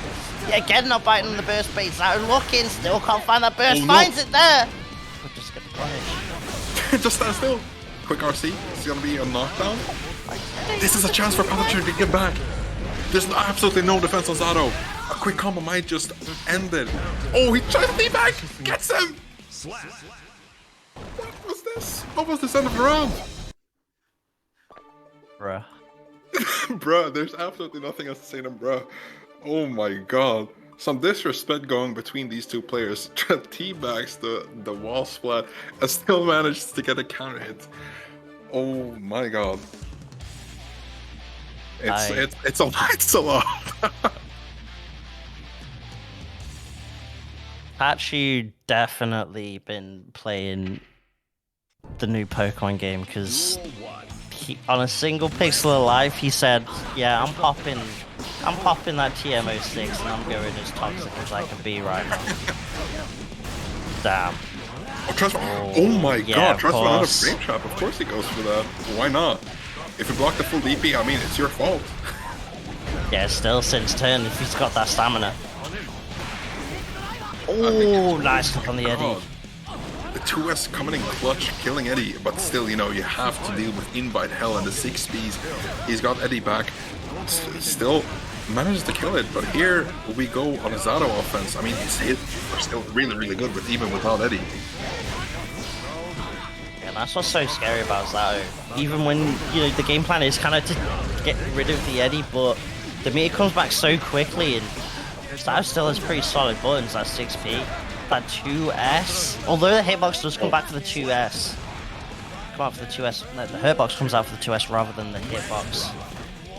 Still a solid button. Zato-VaN with that throw, closing that round out, and now looking to tie things at one apiece. Gets the 6P, can't quite get the confirm, but gets the mix afterwards. Oh my god, that is absolutely active for 15 years. There's absolutely nothing Zato players can complain about. Tries to bait something, but a 6-speed coming in clutch again. Cross up. Gets a late burst. Now it's Zato's turn again with a full Eddie bar. Gets a few hits there here and there, but doesn't get a full confirm. We're back into Zato gameplay. Yeah, baits on the throw, it whiffs. Now stuck in the corner. YRC, but it gets blocked. Zato-VaN ready for it. PataChu, unfortunately, tried to use that YRC to take the turn back because it gets rid of Eddie, of course, but Zato-VaN scouting that out straight away the first time PataChu's gone for it. And it has not worked out. And just like that, we are tied up 1 apiece now.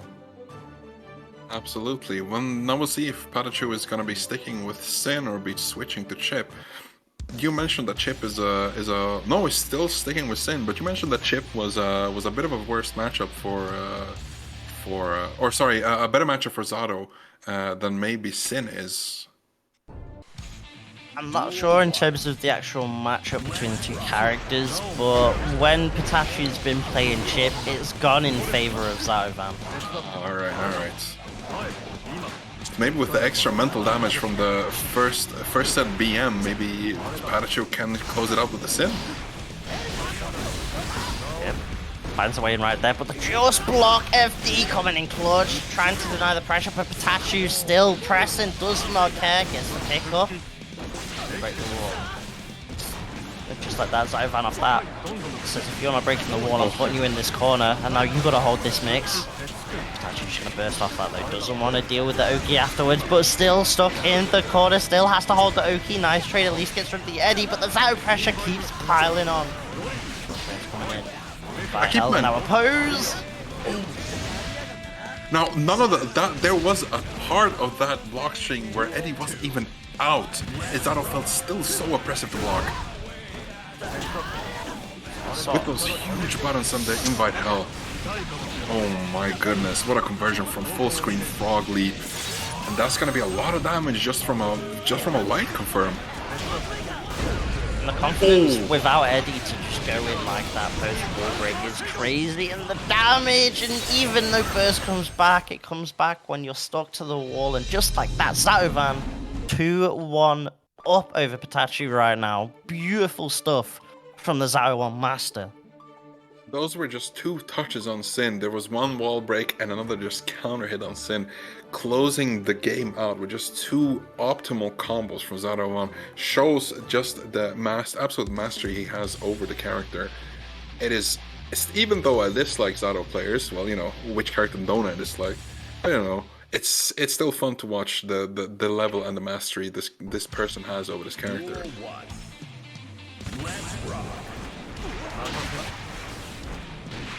Now we're going into a quick round. PataChu has the advantage. Tries to get a grab and it's still 50-50. Doesn't block. Bursts full screen. Eddie's out. Oppose. Tries to bait out a jump in, but still doesn't fall for it. Oh, he still manages to go in without any Eddie beater. Still dares to walk up just that fast. But now it's back to PataChu's game. Gets a quick close slash into this, probably should kill because Zato doesn't have any guts. Exactly. It kills after quick ride the lightning. Yeah, and had the tension anyway at the end of that super just in case, but clean stuff from PataChu there. Finding the way in, and that's kind of the game plan, right? Just don't even allow Zato to play. Don't even allow that game plan to start, allow the mix-up to start. However, the counter hit to S immediately going to get bursted. RC to extend this combo. That's such a beautiful combo. Wall. But the problem is we're now back to neutral, and a chance from Zato-VaN to call out Eddie and immediately gets the pierce. Tries to check the jump with the frog, but still the pressure up. RC gets the low. And now Eddie's back up. How does Zato-VaN use it? Doesn't even get the chance to call in the homie because PataChu is straight up dashing in there, getting there with the elk hunt, catching the prey with the grab right there, and we are getting a game 5. my heart, even though it isn't as crazy as some of the games we've seen on the stream, this is still a very, very intense game between these two players, showing a bit of BM and personal passion into these games. PataChu is still sticking with Sin throughout all of these games. Maybe that is the secret to beating Zato. Who knows? Just picking a new character. Duel 1. Now, round start. How is it gonna look? So 5k from Sin. Zato just going, kills Eddie finally on a 2k. We haven't seen the DP quickly. Zato has a full Eddie meter just going into the mix, opposing Sin into the corner, but gets a quick burst. No, even though he got a counter, that's gonna be a full combo from the Eddie lead. Manages to keep the corner and misses the command grab, and now it's just 50-50 for PataChu. Well, quick Urboi from Zato-VaN with the 5p. Goodness, that button is absolutely insane. Recalls Eddie just in time to get the meter fully back as well. Nice throw punch on the Elkon, and now Chipp gonna be a factor. Drains away the tension and eventually drains away the life. And just like that, Zato-VaN 1 round away from moving on to winners finals. Misses the command grab. Top 8. Yeah, winners top 8. Now I've noticed that using drill with Eddie takes barely any meters, so that is a perfect move to try to close out the round, because you can just keep on using it to chip the opponent out. Now using oppose very, very well. Doesn't get the Eddie confirm, but now it's PataChu back into the combo, tries to get a full confirm, and it's not going to be completely a wall break, but now it is. No super, it is one touch away from death for Zato-VaN. Oh my god, gets the opposed counter hit. It's gonna be a full combo and into a wall break for Zato. Some boys out.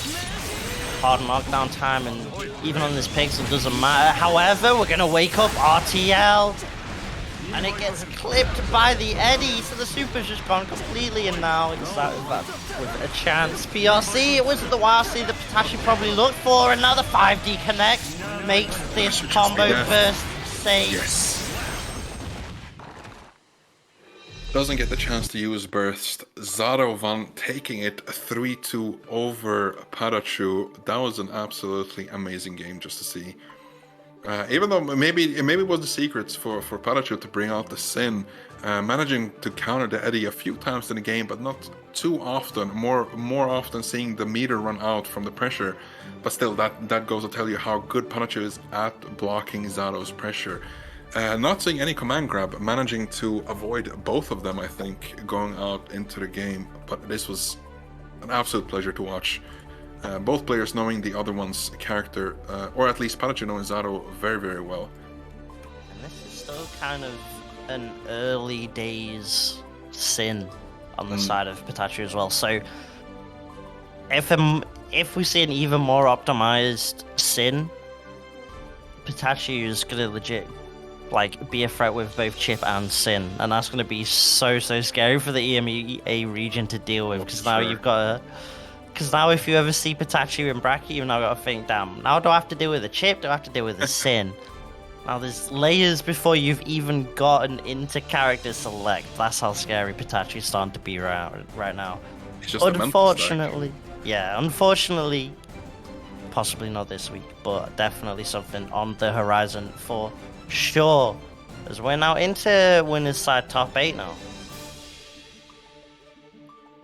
And now who are we gonna see in the first game of top 8? It's gonna be Snailtiger versus Punisher. Oh my goodness, that's gonna be a very, very interesting game to watch.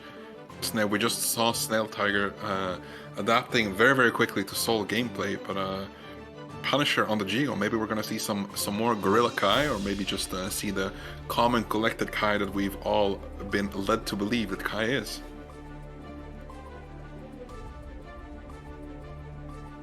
So we're gonna see Punisher going in first, but maybe we've passed the $20 mark on the prize pool and on the clicks. Maybe Jonesy, you're way better than me at shilling this.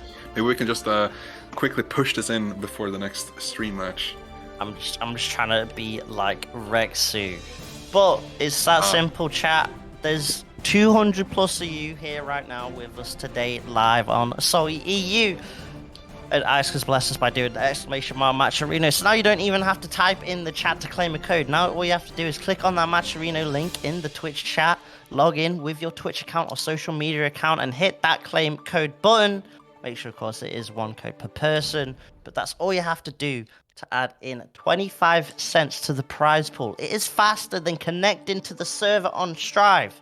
That's how fast it is. A lot of things are faster, to be fair, but still. It's super quick. 3 clicks is all it takes. Snailtiger finally taking the lobby disconnect and getting into the lobby, quickly preparing, I guess, for the next match. And it just gets way more and more interesting for each match that just passes. It's been an absolute blast going on this journey through every single match. It's been monkeying around, neutraling around, and just good players doing their own thing. And we're going to get that Geo versus Kai matchup coming up. So, of course, that Geo going to use a dash speed, try and get those whiff punishes in. Duel 1. On the flip side, a lot of Geo's pressure can be dealt with 6p if Geo wants to try and get some plus waves going. And with a 6p like Kai's, you definitely don't want to press that more, especially in this matchup. See, there's the cannon spike, struggling to deal with the stun edges right now, and there's that far S counter hit. Now you gotta be careful. Snailtiger getting the throw, sets up with the plus frames, and that's gonna be a counter hit. No, it's blocked. Snailtiger ready. Gets the throw, RC, keeps it nice and simple. Is this maybe some character matchup knowledge, or player matchup knowledge? Just knowing the Punisher would just go for the reversal super in that position. Maybe it's the flip side. Maybe Punisher just wants to say to Snailtiger, hey, I can throw these out early on, so just be aware. Snailtiger not taking the bait. Oh, gets punished by a Geo quick jump in after his heavy fireball. Geo just on the pressure, getting an RC. Maybe we'll see the famous stagger pressure. Snailtiger not relenting, quickly retaliating with a 2p. Now it's just back to Snailtiger. There's none of the collected neutral I've seen from the Soul and Kai gameplay, but of course, the Fun Dipper into the RC is gonna close out game number 1 for Snailtiger. You're already seeing it's really rough for Punisher just to get in on Snailtiger. Snailtiger's just seemingly pressing the right buttons at the right times right now for that game 1. Checking in the dashes, checking in the air approaches with that 6p as well. Punisher gonna have to try and mix up the timings, try and find that way in this game 2, but so far it is Snailtiger looking comfortable in the Geo matchup. I mean, let's be real. Snailtiger's been around the block. He's probably been playing players of all characters and of all skill levels. He's probably knowing this matchup like the back of his hand, especially in such a strive throw matchup as Geo versus Kyle. And you know, you can always lean back on the Fun Dipper RC as your pick of choice, of course. Punisher taking the first hit quite convincingly, going into quick corner pressure. Bursts back into full screen, just using the lights, fireballs. Oh my god, using the Urboi of Geo into a full combo, opts to put him in the corner instead of a wall break. Maybe that is the most smarter decision to do here, but Snailtiger retaliates quickly with a setup, hard knockdown. Again, notices the situation he's been in before, and RCs with the fireball, but there's just no way. Is this gonna be full combo to death? No, there's no way. And a quick 5D tap is gonna close the round out for Punisher. Yeah, really rough to deal with. Post-O DG there. Really strong start from Punisher as well, getting the burst early, sort of forcing Snailtiger to approach instead. And now Snailtiger back to the wall, gonna have to eat this counter hit. Punisher maybe trying to respect the DP on wake up. Snailtiger gonna slowly challenge, slowly push Punisher back, try and get mid-screen established, because that's where that Kai wants to play at. Finds the hit. Punisher now with 50 tension, just can't quite find a moment to spend it right now. 5k connecting, and it's the throw that manages to close that round out. Duel 3. Punisher not able to use that tension in the end. Oh wow, what a quick reaction from Snailtiger, even through the crosscut. Oh my god. I don't know what just happened right there. But it worked. Oh, full combo from 5P air tier. Stuck on the throw and Punisher. Off that post tech allowed. The ID in. Oh, it's Snailtiger yet again challenging. That range that Kyle works so well. PRC 6P. Challenging that 5K beautifully there, and Snailtiger going to take those kind of air-to-air trades all day with this live lead. However, Punisher starting to find the way in. RC low, Snailtiger doesn't bite, and then of course Stun Dipper RC take that turn completely back, gets the hit, gets the confirm. That's so much damage from that type of confirm. I was not ready for that combo to kill. But one thing I've noticed in this matchup that Geo's 2Ds, Geo 2D doesn't actually low profile Kai's far slash, which helps a lot because it does have a lot of range, and which could lead into a counter hit and a full combo potentially, or at least a setup for Kai. I've noticed both characters that I've played is that Leo and Goldlewis have trouble with the 2D with at least, well, Goldlewis's grounded normals, because Geo low profiles a lot of Goldlewis's approaches. Well, of course, I do have the jump D, so there's no problem for that. But it is close to the ground, but apparently Kai doesn't have any problems with dealing with a button. It's also the spacing on Snailtiger as well. He's playing the spacing on like far S is immaculate right now, so it's not really allowing Punisher to get that 2D out at range that feels comfortable against Kai right now, because you're seeing just a lot of far S's, a lot of 2S's that are just managing to check Punisher from pressing at all. Nice joke to block, but it's still Snailtiger's turn. The defense attacks are there. Punisher, nice movement to get out of the corner. However, Snailtiger's just going to back throw straight back into the corner. The delay, the counter hit cell with the 2H. Forces the burst early. Stun Dipper tried to look for at least the block on it to get that tension. Oh, the tree! I was ready for a clash! It's gonna be full combo, not quite killing, but it's just one hit away from death. 2Bs tries to get fish out, but oh my god, the DP anti-air into full combo from Punisher. That's such a nice combo. Oh, but doesn't manage to close it out. Snailtiger using 2K to finish the round off. And if I'm not mistaken, this is just a round and set and match even. Yep, Snailtiger returns to close this out. In this winners semis, move on to winners finals. Huge run for Snailtiger so far. Nice backdash on the 2D as well. Gets the throw. Caught Punisher trying to press something. Oh, counter hit 2S forces the burst. Punisher's last chance here in this winner's side. The GP confirmed, almost there. Gets the throw. Yes. Snailtiger taking that 3-0, looking dominant right there.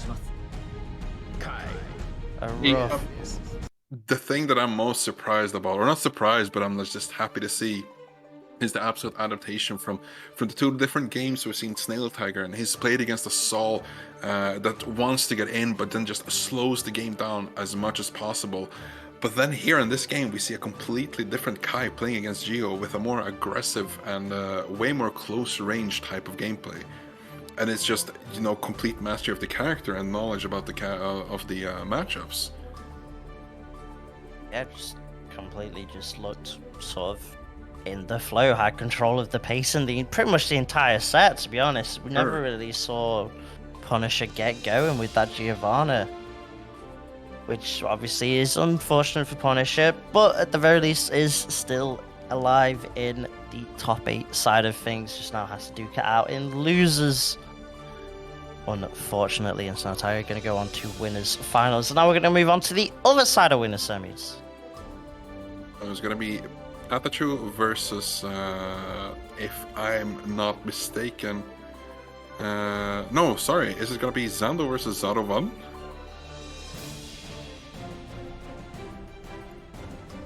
Yeah, Zando versus Zato-VaN, of course. Zando.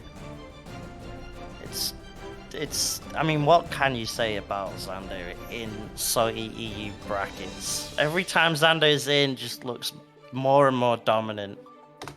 Is ridiculous. But maybe this could be the week that Zato-VaN dethrones the champion. Maybe. It is still just interesting to see. I mean, Zando is just one of the best players in the world, and getting to commentate one of his games is an absolute honor, and surprised. I didn't think I would be in this position, honestly, but I'm very, very happy to see the gameplay from this perspective. These are two top players, not just in the EMEA region, but just in the world, and seeing these in a weekly tournament like Salty is just a pleasure known out of this world. But here we're gonna jump into the game one, and we'll see if they're gonna be running the intros. Well, no, of course not. They don't have time. They're just gonna run through these sets like it's nothing. Very professionals.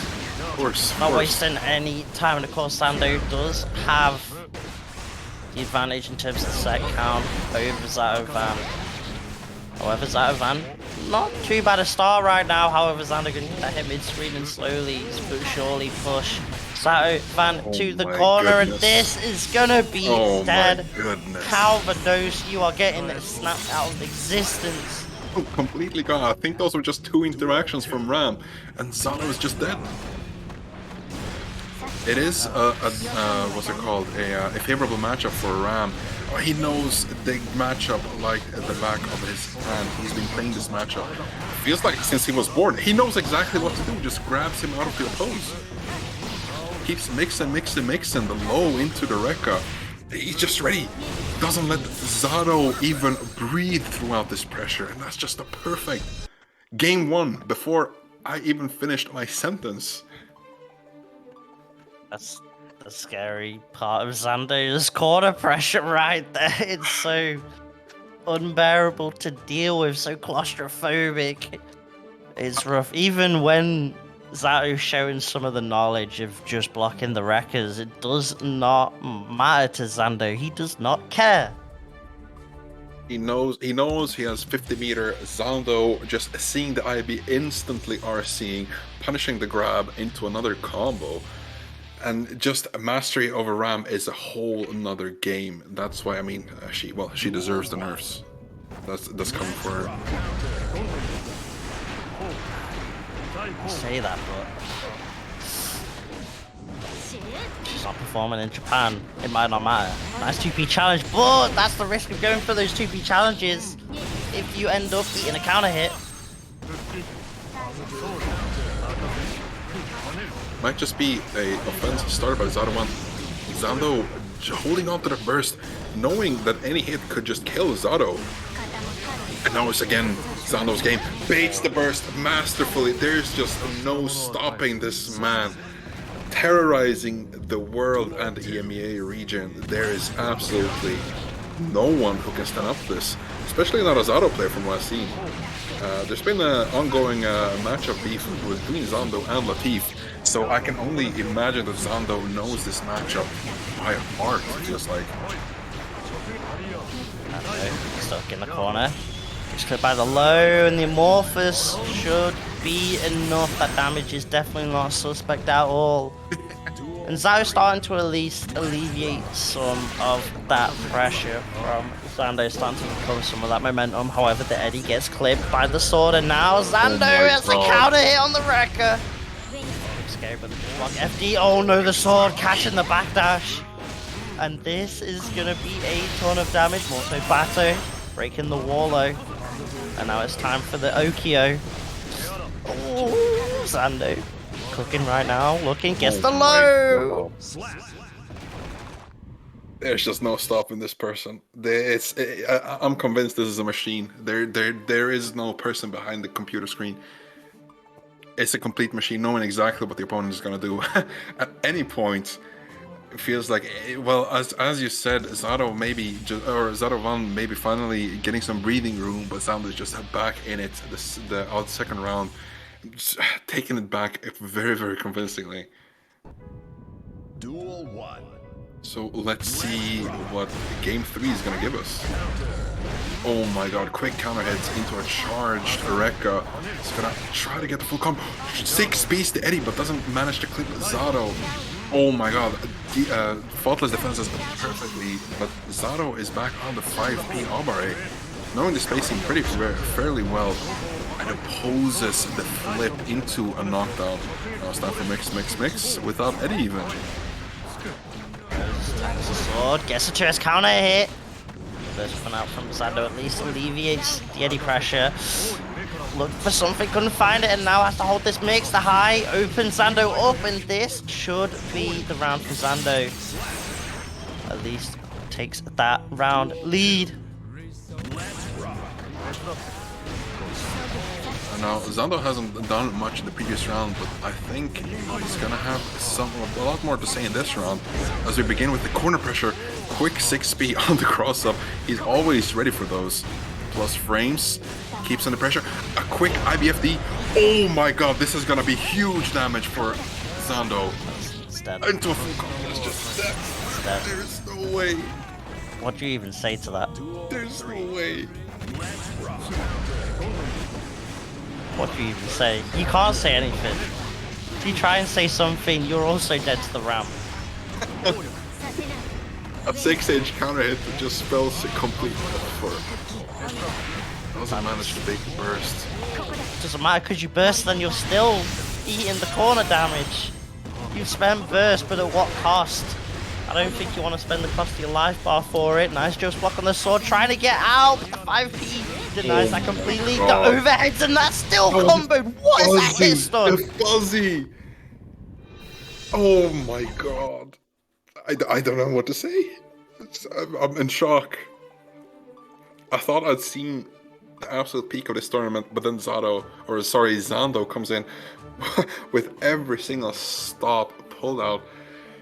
Finishes the game off with a fuzzy into a full combo that managed to do a lot more damage than I thought, and that's gonna be a 3-0.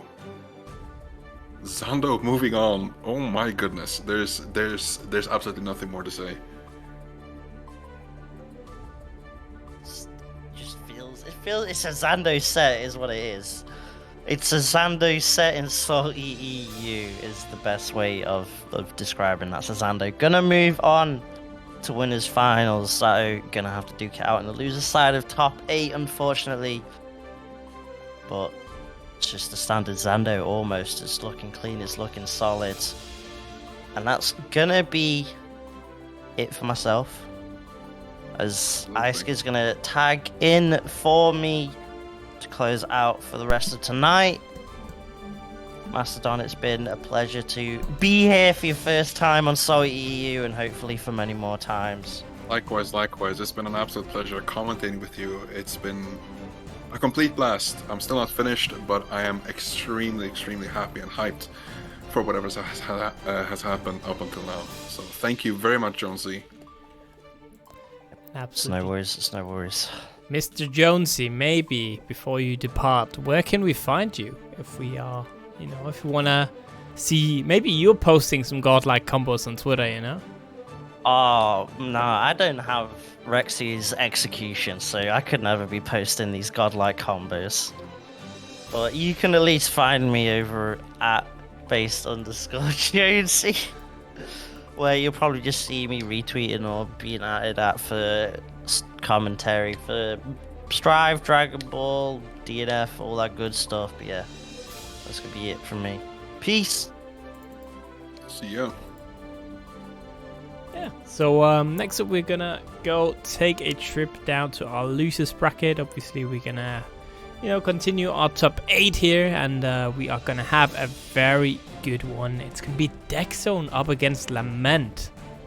So Interesting. Extremely strong players. Obviously, Lament, a player that has been just doing well overall on Salty, right? Week after week, placing in that top 8.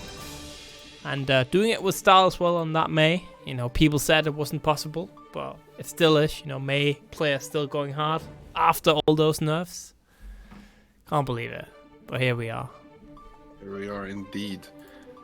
Still very happy, going strong. Every single player giving it their all, even just every single week, going in harder and harder. It seems like, because I've been on the other side, not of the mic, but I've been a player in this tournament. And it's been always really fun to play against top players and getting the chance to meet with all of them, and just trying to. Of course, losing, but it's always fun to get the experience from both sides of the mic, or from the screen. Yeah, and there we go. We got Lament reading up and absolutely Steamboat. Es ist sehr basiert. Basiert auf was? Was ist passiert? Oh. I'm very happy Rex, to du see bist support. nicht besetzt. Das ist, that's Nein, all I know. natürlich nicht. Yo, oh no, the overlay. Ignore this overlay no. for 1 second, and just act like it doesn't exist. And yeah, we're gonna get that May up against the Soul bad guy. Let's go. Knew that they cannot. It keeps going gorilla matchup after gorilla matchup. It's always fun to see how far these players are gonna take the characters. Yeah. Just going quick for DECKZONE, getting the hard knockdown into the corner, but Lament is not just done with the May buttons. Actually, up Dolphin. There we go. So it's Geki. Gets another sweep, and DECKZONE suddenly just pushed from one wall to the other, and this is gonna hurt. Uh-oh! Oh my god! A quick 3-5 ages after the other. Just gonna close the round out versus DECKZONE. Lament just feels in their zone. Quick burst from Lament and Soul backed up against the corner. May with the 4-frame jab. Oh my god, he gets the conversion from the max range. Yep. Manages the backdash, but then it's a quick full punish with a command grab. Yeah, nice option there. Look at the damage already. DECKZONE in huge trouble. We barely finished talking each sentence, and Lament is already on their final round. And oh my goodness, quick anti-air with the 5B. Just manages to spend all the meter, but doesn't manage to get too close to the wall. Quick grab back into the corner. Oh, and closes out with the 2P for Lament. Game 1. Yeah. Fairly convincingly, in my opinion. It was still a bit of back and forth, but Lament felt always like it was their tempo and their game felt very, very convincing from this, from my point of view at least. Yeah, I mean, that's how Strive can go, right? And that's just the game 1. Luckily, we are playing a 1st-to-3, so hopefully DECKZONE. Sure. You know, the last time we saw DECKZONE up against Snailtiger, it was a very close game as well, right? Barely lost that one, and now it's taking out some pretty strong players, or pretty strong player in Kelvin in Lucius bracket. So, you know, I'm sure this match will be a lot closer than the first. I say that, but Tatsugeki into the throw. Good safe jump. Whiff punishes Soul's button. Try to stay mid-range with the 5k. Now it's Soul's game with the stagger pressure, but still Lament knows exactly how to counter this with the FD. Now Soul trying more. Gets the punish for the Bandit Bringer. Oh, it's now just Lament's game. It is way too much to see. Lament just knows exactly what to do, when to do. Whiff punishes another button with the 5k. Tatsugeki, just Tatsugeki. Oh my god, what did I just see? Yeah, just like that, the Afro, right? Running in, but no, again, very good defense there from Lament. Throw. Another 6H. They kind of acting like a grappler in this matchup right now, getting so many throws. Bursting, alright. I mean, Lament just ready for every single button that DECKZONE just pulls out.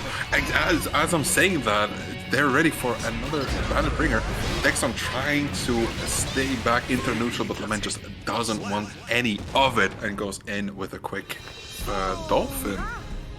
Yeah, and Lament now going up 2-0. Speaking of 2 chat, we do actually only have 2 codes left on Matcherino, just saying. I can't spell. That's a classic Matherino. There you go. So please go claim them if you haven't already. We are about 200 people in chat, actually a little bit more than that. So 2 codes should not be any issue whatsoever. We'll get to $24 for 2 codes. So that'd be very, very nice. Here we go. Going into game 3, will Lament close it out, or is DECKZONE still has something up his sleeve? Oh, Lament just doesn't relent.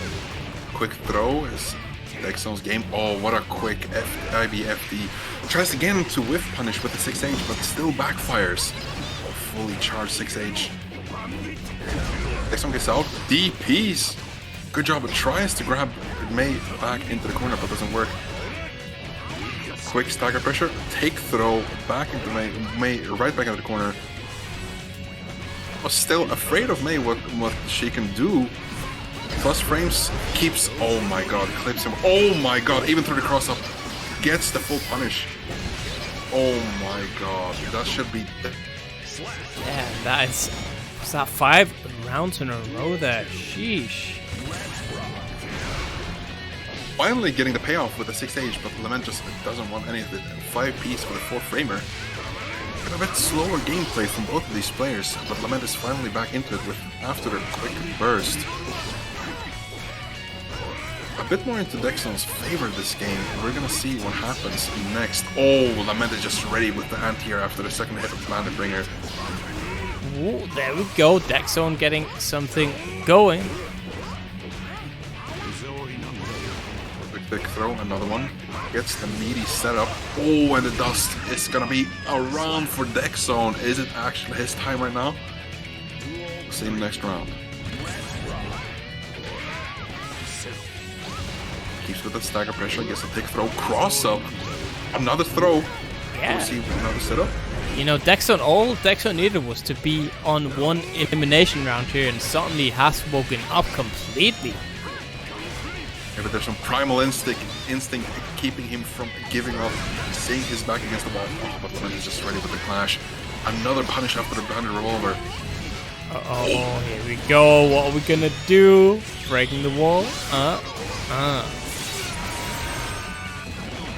DECKZONE still has full meter. Just stays with it, keeps patient with the YRC, just waiting for Mei to do anything. He managed to get the burst off. Oh, the and trade. that was the trade. That was it for Lament. Just Lament just, losing one round, right? yeah, just one round there in the last game. Lament taking it very comfortably, that match. Feels like Lament has been in this position way more often than we both can count, probably. Been at the tournament a long time and a really, really good player overall. I think I've lost to Lament way too many times. It's just not even fun playing against his Mei. Yeah, and speaking of Mei players that we'll lose to, you know, next up we're gonna have Rygand up against the Setchi. Rygand obviously from Finland, so fellow Nordic player plays that Mei. Oh. Should be quite interesting. I saw the Sin icon. Will we maybe see the Sin gameplay? Ooh, could be. No, Rygand is gonna be against, yeah, as I said, Setchi. It's gonna be a really interesting game. No, he just switches back to Mei. It was a trick of the mind, a trick of the eye, and he's back to Mei. Yeah, Setchi obviously going down to losers kinda early for Setchi, right? So it's really good. Like, don't get me wrong, being in top 8, but we just expect absolute, you know, excellence from someone like Setchi. Of course. I don't expect him to lose anyone, but maybe Tiger Pop and Zando, right? Setchi lost against DECKZONE, right? In winners, getting sent down to losers. Yeah, absolutely. Which was interesting to see, because I haven't seen DECKZONE's name at all. I must have missed them completely. But we saw that DECKZONE was a very, very formidable player, only losing to, one of the best made players in the EMEA. Yeah, DECKZONE has been around for quite a while. I remember actually he was one of the big names, especially like in the first maybe 20 editions of Salty. Now we're like edition 60, right? But someone who's been around for quite a bit, and then, you know, kind of joins in periods, I'd say, comes and goes, but always has like a very good showing. Definitely shown as well in this top 8 performance, but we are just waiting now on Setchi to join the lobby. I'm very glad to have the TO to info check me when an ignorant and uninformed simple Goldlewis player like me just doesn't know any of the other players, losing way too quickly and drowning before even coming to top 16. I mean, always, you have to remember the whole Behemoth Typhoon, you know, so it's hard to fit anything else in there, I understand. I mean, yeah, it's all 8 whole Behemoth Typhoons. There's not much else coming in my brain other than that. It's a bit too much. Alright, so we are... Setchi is in here. Setchi standing ready menacingly in the lobby. It looks like we are going to have a match. Setchi, obviously, a lot of experience right against Mei. Has played so much against Lament, has beaten Lament so many times against all the other Mei players as well, obviously. So, People we keep trying to... Yeah, we do know about, you know, the classic you're carried in the matchup, but we'll see. Well, as you said, Setchi is just taking a very convincing first half of round 1, getting made down to a low HP. But never mind, Rygand just going back. Quick burst from Setchi, doesn't want any of the Mei pressure. Just floats away, waiting for Eddie to respawn. All Mei's gameplay now. Yeah, big damage, but it is Setchi with a good chance here. Oh, the 6-speed, absolutely insane 6-speed coming from Zato. Uh-oh! Does have burst, but... Oh my god, that just killed! Even the through damage Mei's is insane. Yeah, that is a lot of damage. I did not expect that. Yeah, Setchi just making this matchup seem way easier than it actually is. It just shows his experience both in the game and the matchup. Quick 2 overhits after each other. Oh my god, just keeps mixing. There's no relenting. Oh my god, and here we go, Amorphous. Quick Among Us into wall break. That just kills. Kind of sus damage if you ask me. Through the Among Us. Yeah, I think the patch notes will maybe say that Sato is a baka, and then you know, they'll nerf his sussy damage. Oh my goodness. Well, if we are to believe all the Zato players around the world, Zato is mid B tier and deserves a lot of buffs and should just win these matchups for free. I regret. I don't know anything about that. Anyways, I think Axel, you know, is gonna be top 1 after the for sure. after the patch, 100%. So here we go. Game 2, Setchi, you know, taking the first one pretty dominating fashion. Let's see if Lament can, Rygand can come back. They, you know, Rygand, Lament, they both play Mei. It's just dolphin after dolphin. There's no telling the difference. But Setchi just take that back. Quick hit by the 5D. Burst safe. Keeps the corner for increased pressure. But the 4-framer 5P takes Rygand's turn back. Well, I mean, speaking of 5P, Rygand kind of stuck in the corner here, having a bit of an issue. Alright, getting out. That damage. that's a lot of damage. And the fully charged anchor, just one interaction away. Doesn't get the hit from the jump in, but doesn't matter. A quick two piece just will close the game out. Alright, the dust there, and getting stuck in the corner, forced to block. Oh my god, that is gonna be rough getting out of the situation, and it is. God. Yeah, Setchi just getting that command throw. We need one more hit here. I was about to say the discipline. It just keeps getting with the mids. There's no mix in here. Just keeps trying to chip the mail. Keeps with the block strings. Oh my goodness, this is too much for me to see. There's no tension from a double overhead. And another overhead closes the ROM out. My goodness. Yeah, that's the issue, hard to right? see. You can only block for so long. Yeah, exactly. You're gonna get hit eventually. Oh, manages to challenge Zato out. Get the air to air. There we go. That's gonna be big damage. That's the thing. Oh, right wow. About this matchup. Mei just needs like 2 hits, and Zato is gonna. Oh, wow. Managed to get the empty jump into the overhead kiss with just closing out their own match. It's gonna be 1-1 to these both players. Even though we saw a lot of pressure from from Setchi. As you said, May just needs 2 hits, and Zato is just dead. This is a prime example of the matchup. It just doesn't matter how much Zato is on the offensive. Just get clipped once, and you're done. Yeah, absolutely. Oh, we got a $4.30 donation from Mad Moon. Thank you. Means that now we are at $29 in the prize pool. Appreciate it. And I'm sure the players do as well. For sure, the money's stacking up. It's not easy being a fighting game player pro. Even though winning all of these majors, every single dollar helps. So just clicking that link and donating is much appreciated. Going back into the pressure from Setchi, I mean, we've just seen this for both of the games. Just pressure, mixing. He's just back into the game. Takes the burst from Setchi. Oh, quick float. I don't know which side he's gonna end up on, but managed to get in it.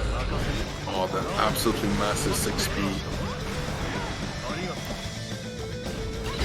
Tatsugeki hits. Uh-oh. It's gonna be a lot of damage.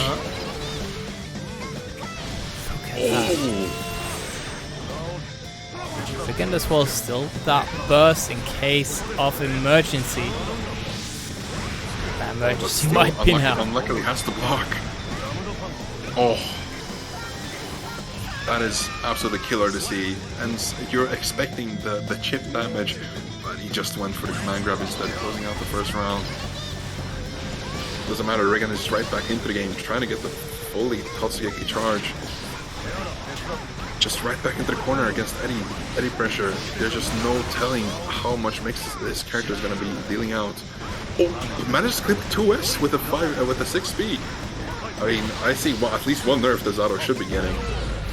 Oh, big counter hit from May. That's going to be a lot of damage, or at least a setup. Oh, here we go.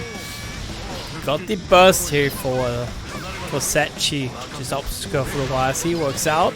But immediately get Dolphin right back into the corner, and it is a 1-1 situation again. Looking kind of playing this matchup better and better as this match progresses. I'm seeing a lot of adaptation, just way more patience, and trying to, well, not maybe more patience, but trying to challenge out Setchi's pressure, because you can block, but you're still getting into the loops. Oh, speaking of loops, here we see the super coming from Zato. It's gonna be mix, and loop after loop. Spends the bar onto a full combo. Probably gonna be a wall break. No, not really. Unfortunate. Here we go, though. Again, Rygand, no burst, no nothing. Nice. There we go with the challenges I talked about. It has the 4-frame 5P. You have the ability, you have a lot of HP. Oh, but speaking of, just keep going with the pressure, trying to mix, and that's gonna be just too late, right? Burst is coming there right after the wall splat when all is over. That's just unlucky. It happens. It's very difficult to know what pressure option Zando is going to go for. So you kind of just are stuck in a guessing game, especially with Eddie having such the HP he has.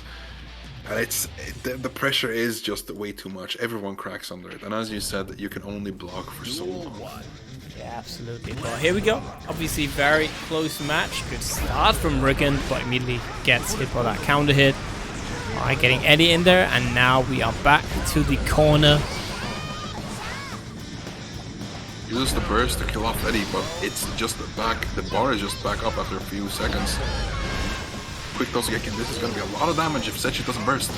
Opts out of the burst, but doesn't manage to get the full combo. Gets 6 speed out of a bottom. That was just full combo. And that's just a wall break from coast to coast. Go. Equal life here, but it is Setchi with all the momentum, all the meter, all the burst. Super.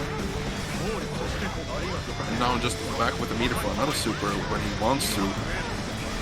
Are we gonna see another one and just try to get sneaky something else? That's just too much pressure after the positive bonus. Oh my god. Doesn't manage to close it out, but has another super into Eddie. Tries to bait the throw, but just too much pressure. And Rygand unfortunately cracked.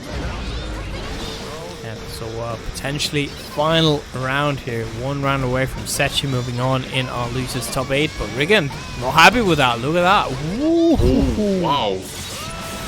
No super to empty combo. But you know, we've got a lot of meter now. Gets the overhead and just like that. Clean round. Ups. Yeah, for sure. Rygand hitting back very convincingly with a huge counter hit. Just tries to bait out anything from Rygand, trying to spam 6B. Goes for the low instead. Good job, Rygand. Goes through the eddy. No, there's no meter for him to keep the pressure up. May's air buttons saving him from absolute despair, but Zato goes on the offensive, still has pressure, and now Eddie's back. It's gonna be a full combo. The Among Us goes out. Yeah, go downstairs. What's the mix here? Sending out that frog. Oh, that's probably gonna be it. Yes. Doesn't need any sort of mix. Rygand sadly cracked under Setchi's pressure. It is noticeable how used Setchi is to this matchup. As you said in the beginning, Setchi just knows what to do and when to do. Yeah. You know, Rygand obviously playing it very, very nicely still. Of course, of course. But yeah, that means we are now gonna go to our losers quarterfinals, and we're gonna get a little bit of a déjà vu situation here, because we are gonna have Zato-VaN up against Lament. Ooh. And that is another take at this May Zato matchup here. So it should be interesting. We have seen Setchi and Zato-VaN have different playstyles, even though it's the same character, and the same thing goes for Rygand and Lament. I'm very excited to see as you said, different take on this matchup, because Lament is it confirms everything so perfectly with May, and it's gonna be interesting to see how it's gonna play out. Absolutely. So Lament, you know, probably the strongest May we have right now, at least in Salty. So very, very interesting. And Zato-VaN, you know, such a strong player as well. But here we go, game 1. Lament up against Zato-VaN. Actually, give me 1 sec. I'm just gonna go get something to drink because I completely Absolutely. Yeah, I completely forgot. But here we go. Now we're gonna see the interesting round start. Oh, here's no tech, the mix up. They're absolutely not gonna roll the intros. Of course, Lament starting with the Dolphin into a charged anchor, just waiting for Eddie. 2-piece hit out, fully confirmed, and then Zato opts to burst this damage out, and now it's just back to Zato pressure. Loses Eddie fairly quickly, doesn't have much to do other than invite hell. Mace on the defensive now has burst, uses it. There's no Eddie to keep, but has still a really, really, really good balance to play with. But doesn't matter, Lament is still on the offensive. Zato has nothing to do other than just try and block, but still manages to get out of the corner with a full confirm with Eddie. Safe jump, manages to confirm. Does he manage to get Eddie back with the pressure? Of course he does. That's gonna be a wall break. Good job for both of these players. Been an amazing back and forth. Manages to get through the oppose with Eddie dead. Doesn't manage to close it out without Eddie. Doesn't have a lot of damage, even though his buttons are pretty good. YRCs. Now, quick mix and the Avare from Zato. That button is absolutely nuts. Now round 2 is gonna start off the same way with Lament going up for the Dolphin counter hit into command grab. Oh, and a huge hit for May, and that's probably maybe even gonna kill. Yeah, there's no ways out of surviving this. That is absolutely crazy damage output coming from May. There's absolutely no way. With that super, with that sort of counter hit, you're just gone. There's no way. Manages to kill Eddie. Lament. Oh my goodness, another quick counter hit. Oh, that's just so many plus frames over the fully charged anchor. To his counter hit, this just might be the game. If it doesn't drop the combo, this should be it. No, it does not hit. Even with the 0 guts, Zato-VaN just loses after the wall break. A quick 2S to close out game 1. It's always fun to see Masters of the Characters and Lament takes the dolphin riding to whole new levels. It is absolutely amazing. Just both round stars goes for the dolphin and doesn't really care whatever Zato-VaN has to offer. Now, game 2, what will we be seeing for the round start? Is it just another dolphin? Maybe something else. Duel 1. Let's rock. This round start tries with the 5H, but Zato-VaN is ready with the full counter hit. Goes for the pressure, but Lament manages to block it out. No Eddie. But now we're back into the full pressure. Alright, I'm back. Who won the first one? Oh, Lament got it. Lament got it. Alright, here we go. You know, maybe we'll see the opposite here. Lament taking it, and then we'll see, maybe in the end, Lament against Setchi. Could be quite fun. Yeah, it could be fun. Up and down, we have 2 Mace and 2 Zatos in top 8. Jesus Christ. Oh my god. This is a completely different game from game 1. Zato-VaN is absolutely very convincingly taking the first round. After Lament was fairly confident in the first game. But now Zato-VaN is retaliating. Oh my goodness, that jump D is absolutely nuts. Can't count Zato-VaN out. Gets clipped though. Alright. Just a 6p game. 6p.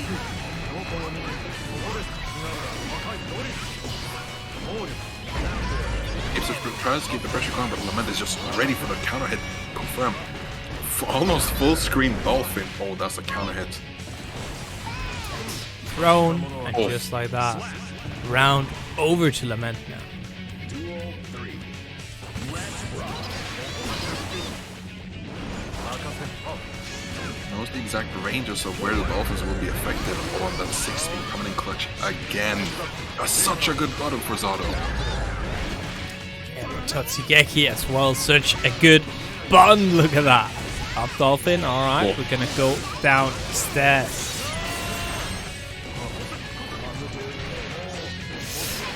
It's looking like... That's gonna be the OTG into game 2 for Lament. Yeah, Even though Zato-VaN tried to retaliate, the first round was very convincingly Zato-VaN's, but Lament doesn't want any of that. Just takes it back very quickly. Yeah. There we go, so it is a 2-0 lead now for Lament. A bit Absolutely. troublesome here for Zato-VaN. Definitely needs to get some rounds going, or he needs to get one on the board at least, because going down 2-0 obviously feels pretty bad. So we'll see how this one goes. Duel 1. Let's rock. Was it gonna be Dolphin? No, just go for 2S into Dolphin instead. Oh, that's such a confirm from Bates to burst! Oh, and that's gonna be so much damage. That's his death! Oh my goodness. Lament knew exactly that this was gonna kill Zato. Oh my god. Oh, another close / clean hit into another. So much damage from Lament. And Zato-VaN is extremely close to being eliminated from the tournament. Obviously will still, you know, go out as a sort of 5th place, which is very good, but would probably have liked to do even better here. But it's looking like Lament is too much big counter hit, and just like that. The active frames on that is absolutely nuts. It just takes that to its full advantage, ready with the charge, and goes with a Dolphin to finish it up. Ooh, that was a very convincing display of May's power. Of course, it's she's still really powerful even after her nerfs of the second season. Again, I remember when the patch notes dropped, it was proclaimed May is dead. She is no longer a character in this game. People are very quick to cast judgments, and here we see 2 amazing players coming top 8. With Rygand and Lament, just showing how May can be utilized in their own ways. Yeah. And here we're gonna see something completely different. It's gonna be Punisher versus Setchi, if I'm not... Yes, it is going to be Punch against Setchi, so it's going to be that Giovanna up against, you know, another obviously Zato, but Setchi, you know, different beast of it has a different playstyle than Zato-VaN. But we'll see, you know, will the two Zato players in top 8, will they both end on 5th place? Or will Setchi get that chance, right? Get that chance for revenge against May. And get that match against Lament. It's going to be interesting. As you said, I'm still really interested in seeing these different Zato players, because even though it's the same character, it feels like every single one of them has a different playstyle. It goes for pressure in different ways. Maybe instead of high-lows, they just want to keep you in a block string until you just guess wrong. Because it is scary just defending against Eddie's drills or the pierces. Just it keeps on with the plus frames, and it feels like never-ending pressure. Yeah, absolutely. We're just waiting on Setchi, obviously. Let's see how... I can see Setchi is literally right there in the lobby. I can see the avatar. So we just maybe doesn't want to play. Yeah. Just have the change of mind. Yeah, just giving up. We'll see how it goes. Just a sec here.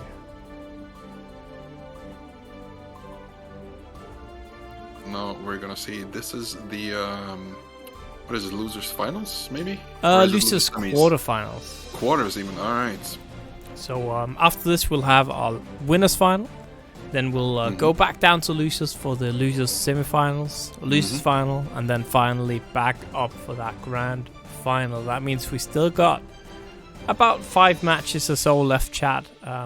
That means a lot of really, really good Guilty Gear Strive for all of you.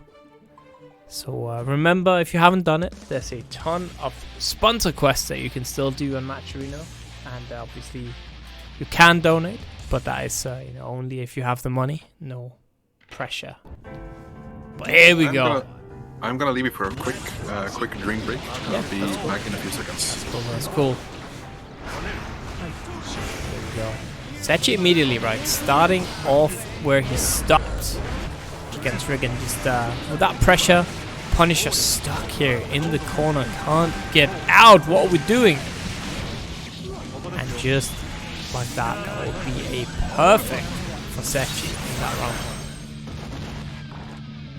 Duel 2. Let's rock.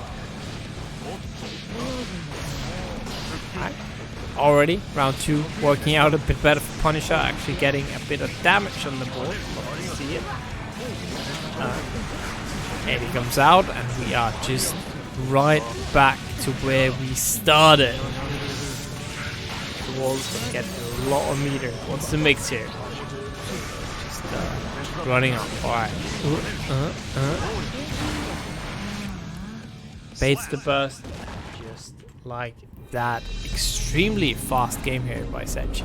Just takes our first one. No time at all.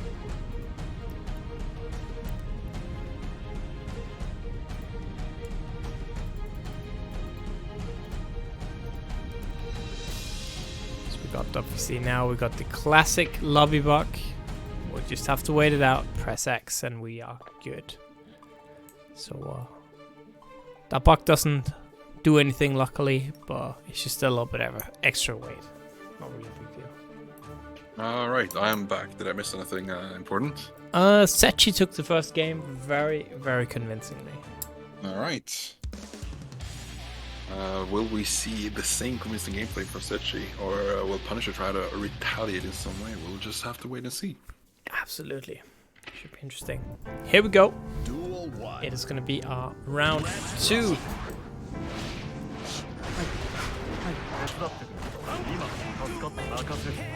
Using flow to its full potential. Now, it looks like Setchi just wants to keep Giovanna out. Is this actually how this matchup is being played? Yo, Sonin? Zato-Zoner? Maybe this is the new patch. Setchi got a beta version for this. Just downloaded it onto his computer. They're gonna give Zato a gun next patch. The new Sad Chaos instead. Yeah, Saddle Chaos. Holy shit! Somebody mod that in. Giving a Zato a gun with just kind of a funny image to have in your head. But that's just gonna be another round while we were talking about giving Zato a gun. Setchi feels like he just knows this matchup perfectly.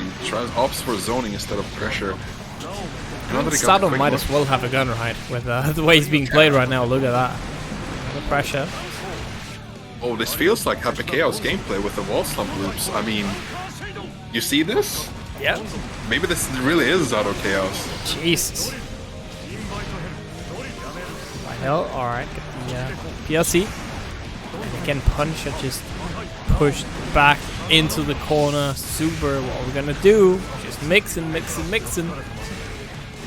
A literal blender right now. Keeps Eddie at arm's length, just keeps going for the mids. Not really doing any sort of mixing here. Just opts to build that risk gauge up and just killing Punisher off in 2 hits.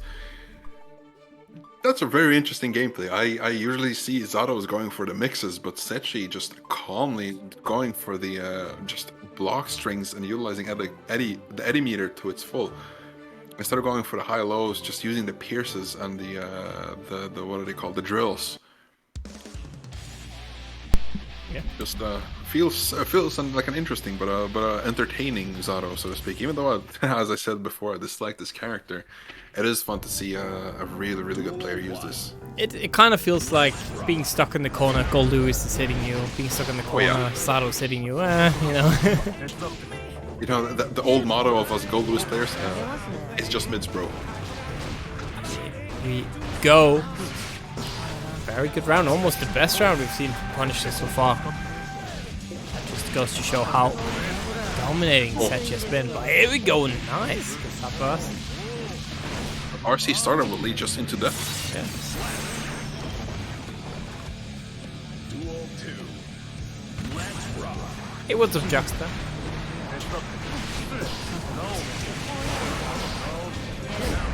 Quick burst, oh my god, just preemptively using that 6P perfectly. Finally throwing in some mixes there, going for the double overhead. That's just a wall break. Devastating to see Punisher fighting for his life right here. That looks like it will be a round for Setchi here. Setchi 1 round away now from moving on into the losers semifinal. Big counter hit, alright. Be something here for Punisher. Needs this, right? Can't afford to lose any more matches. Setchi going back on the offensive doesn't relent at all, using the 2P to bring Giovanna out of her kick. Oh, goes for the BRC tech. Nothing, no real reward from that. Just leaves Setchi with the advantage. Goes for the triple overhead. Again into full combo. Oh my god, into the ball break. Just gonna be another loop. Manages to sniff out the gap, using 2K to get out. It's actually fairly close. Yeah, forced to burst here. Good. This is a chance, right? This is what Punisher needs, but... Oh my god. How can Punish get in again? Hit by the dust burst, but... Woo! What? Doesn't manage. Goes up. I guess it with a 2P. A bit surprised that I guess it was a drop. Not too versed in the Zato gameplay, but I can only guess that it's a drop. But still, doesn't matter. The 2P button being very good. You know, either it's a drop or it's just Setchi being Setchi.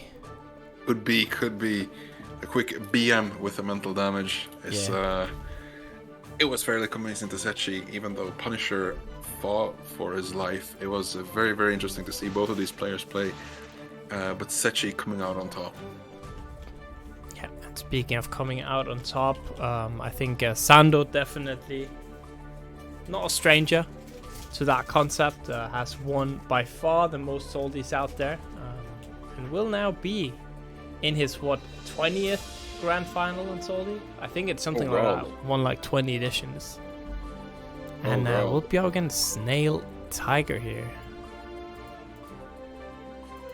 Obviously, Zato-VaN is hogging the setup, so we're gonna take a trip upstairs, and I'm gonna go there. So yeah, Zando, you know, by far, I think the favorite. There's no doubt about it. It just feels like right now in EMEA Online, at least, he's just one step, you know, front of all the other favorites. For sure. And with good reason. Zando has had by far the most international presence of all of these. Even though I'm not, of course, downplaying any of these people's skills, but Zando has just shown the most results, finishing internationally in offline tournaments. Yeah. With very, very convincing results.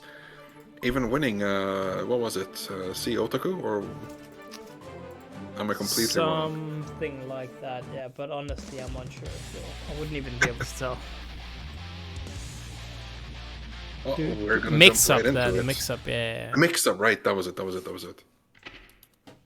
Yeah, we got mixed up with events. You know? Oh yeah. Too many events happening at the same time. Yeah, here we go. Game 1. Eats fireball. Start here from Snailtiger. Alright. We're backdashing. We've seen pretty mid to long range gameplay from Snailtiger against opponents such as Sol and Giovanna, but I don't think he can stay with that tactic against a skilled Ram like this, because she actually, oh my god, what a confirm, right in the middle of my sentence, into a quick wall break with super, shows the expertise Zando has over this character. Yeah, Calvados almost looked like a Rexus combo there. Well, I mean, Zando learns from the best, let's be real. There we go. They still have burst. Nice. PCs to get out of harm's way. Picks up that sword. Snailtiger forced to burst. Yeah.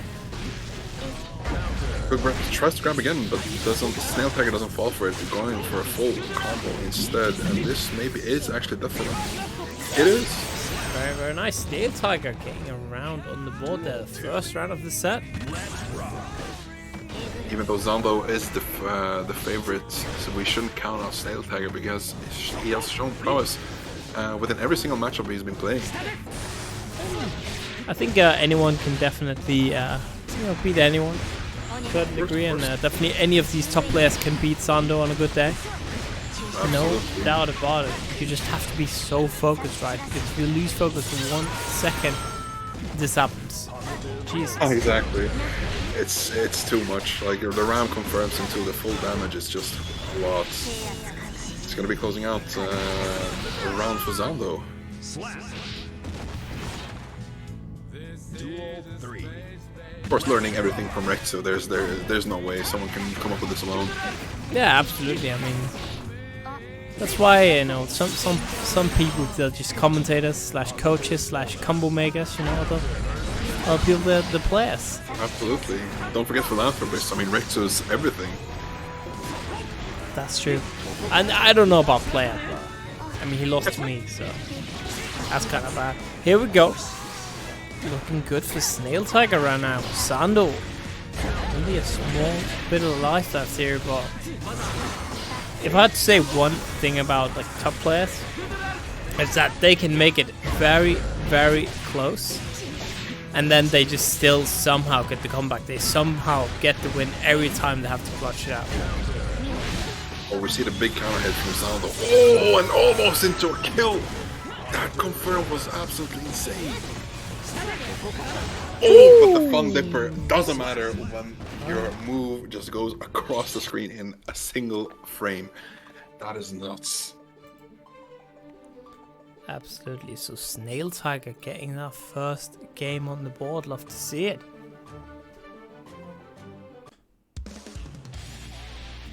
Just gonna go quickly into game 2. Zando has been playing very, very well, but Snailtiger just having the slightest edge above Zando. Yeah. But we should definitely not count Zando out. I've seen this happen so many times. Oh, I don't believe. Of course not. It's not over until it's over.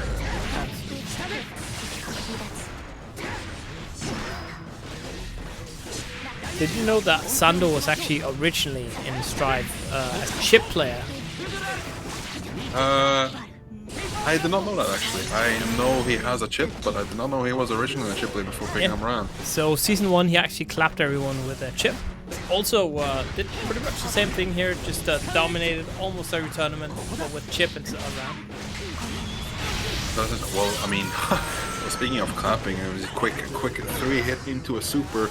Tries to go for empty jump grab, but doesn't. Snailtiger is always ready for those grab techs. Goes for the big fireball. Tries to get the plus frames. Doesn't matter. I see you. Oh. Oh, that's just a burst save combo. You cannot burst on those swords. Zando fully aware of this, utilizing both of his swords to close out the first round. Absolutely. Oh, big Damage. Counter. Into a super. Yes, sir. Back into very advantageous position for Ram. A quick safe jump into just pressure. But Snailtiger sniffs out the gap and quickly just goes. Oh, that was a very weird interaction. But this game should be going to Zando. Yeah, will be done. Right. 1-0. 1-1, sorry. Zando taking it there.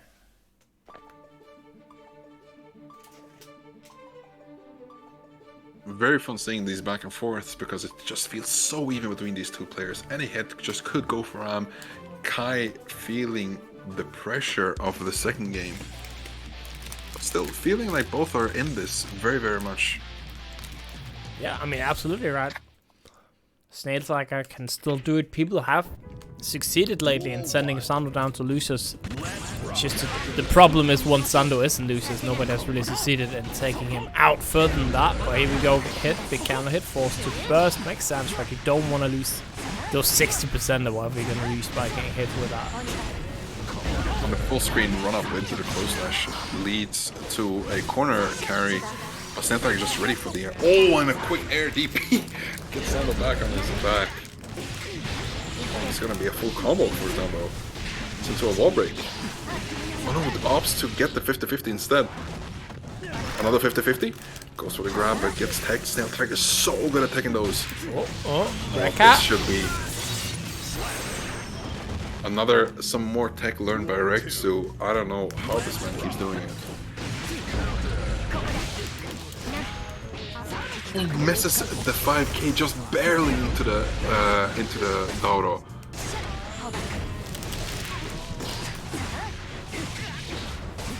Good job keeping the stagger pressure from Ram. Oh my god, really he was ready. Yeah. Ooh, styling on him. Oh, he wasn't ready.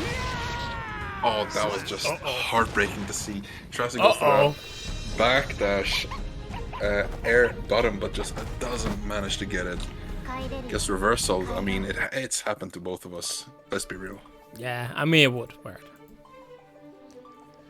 Oh man, that is now a 2-1 for Zando, and it's starting to look a bit, scary if you're a Snailtiger stan. There we go. The one Snailtiger to win. It's gonna be rough. I've been seeing too much Blaze Blue. I see Tiger. I think Taker. Oh yeah, that's right. Oh, could I be a Snailtiger? Yeah, English hard. It's been a long day. Okay, don't judge me. It has been indeed a long day, but we still have some way to go. We could possibly see this same game in the grand finals if everything goes according to both of their plans. Oh, and he's just ready with the super. Now it's okay for Snailtiger. Just runs up to 5k. Zando's ready for the big counter hit. Just gonna be damage into Oki situation. Empty jump just gets grabbed out of it. Duel 2. Round 2, here we go. Both players rocking the blue outfits, by the way. Interesting, not the most popular one. Especially on Kai. Here we go, big counter hit, getting those lows. He's fishing without 2k. Keeps the pressure. Oh my god. Oh, that's gonna be massive for Zando. Full combo into a Morobado. Gets the Oki situation mid-screen. Now you gotta watch out for the DP because backdashes into the sword. Takes another throw. The Snailtiger has been so good with these techs. Doesn't matter too much because this should be death for Snailtiger. Don't. He couldn't get the wall break. Plus frames. We got still a sword. 6 speed. Goes into Rygand. And 5D tab seals the deal. Duel 3. And potentially one round away here from Zando, going on to the grand final. Again, what a confirmed sword explosion. More turbado, not like this. Calvados, sorry. Can't We believe all it. get mixed up sometimes. Especially with Zato winning the mix. Oh my god, goes for the 6B and manages to counter hit Zando. Back into the corner with Zando. This is a chance. Snailtiger has been waiting for this. Gets a good opening. Another scum dipper. Alright. Now we game. We cannot fail to not. Oh my god, just managed to get a. What is going on? What is this confirmed?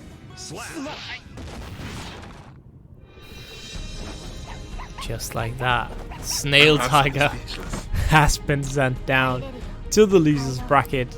3-1 here. Zando again unstoppable, right? Just who is gonna beat this guy? What was that challenge though? That is, oh my goodness. I mean, has to be something. Rexu taught Zando yet again. So much tech going towards this this man, and hopefully, well, now Zando is in the grand finals, just waiting for the person from losers. Yeah. Rexu is never gonna post anything on Twitter ever again. It's either, you know, he posts good combos or he retweets horny stuff. That's all he does, man. Can't believe it. Can't believe it. Hopefully we're gonna see more combos at least on Twitter, especially after the new patch dropping. Yeah, I think I need to commission some combo videos or something from Rexu. I think we all need to, because well, if we're gonna play like Zando at the end of the day, well, I mean, well, it's just worth throwing money at this person. Yeah, absolutely. But here we go. Speaking of throwing money, right now we obviously have $29 in the prize pool. That means top 2 is going to get paid out. And that means the winner of this will be dangerously close to getting a bit of money here. It will be that run back, right? Setchi trying to defend the Sato army, and the Lament trying to defend the Mei army. Went for the Dolphin startup, like we've seen Lament going for it more often than not. It's just crazy how much pressure we see from Lament, just if he manages to hit the Dolphin round start. Yeah, absolutely. So for anyone missed the law, Setchi earlier in top 8 took out a Rygand, another Mei player, while Lament took out Zato-VaN, another Zato player. Ooh, okay. Still feels like Lament just has this matchup in the bag, but we're not going to count Setchi out because he really is a very, very good player.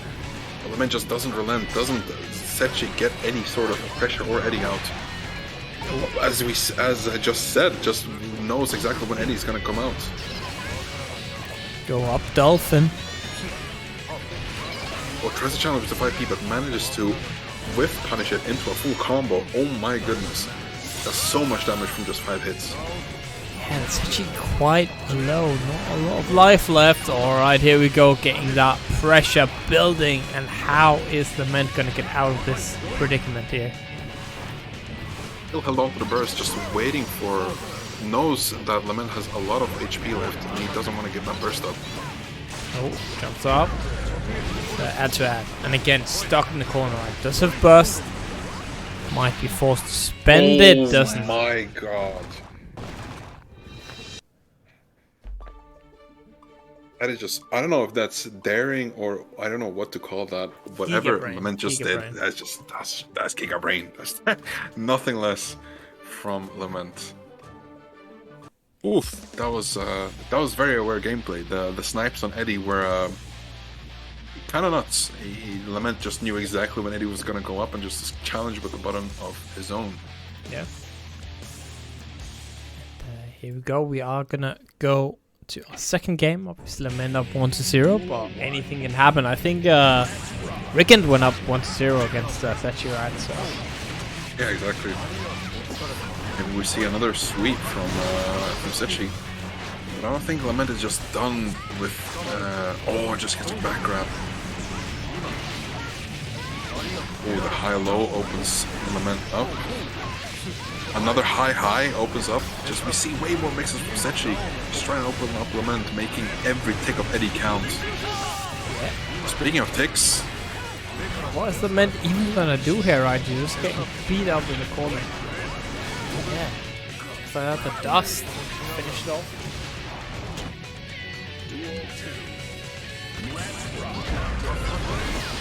Master here from round start forces Setchi to burst. Oh, Lament has killed Eddie, and now it's just trying to get in on Zato. Oh, big counter hit with the 5H. Stop knockdown, gets the close slash. Oh my goodness, the absolute awareness meeting Zato up in the air. Overhead kiss should have closed runner. Just like that.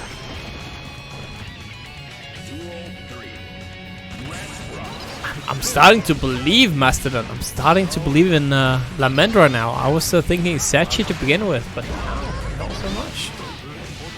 Lament has just absolutely shown insane gameplay throughout this whole tournament, just knowing exactly what the Zato player is going to do. And another overhead kiss, we cannot count this man out.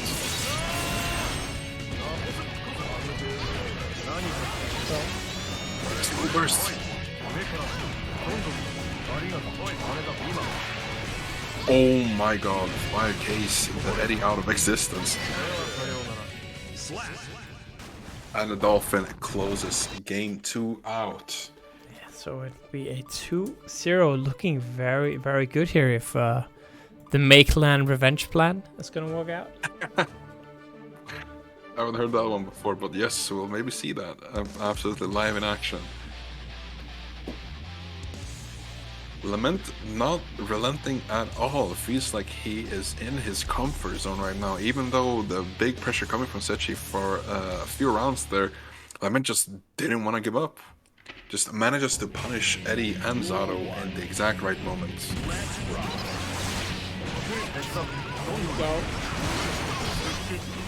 Carry early burst there, I'll see how that one turns out. You know, definitely probably gonna get the burst back this round. So maybe not the end of the world here.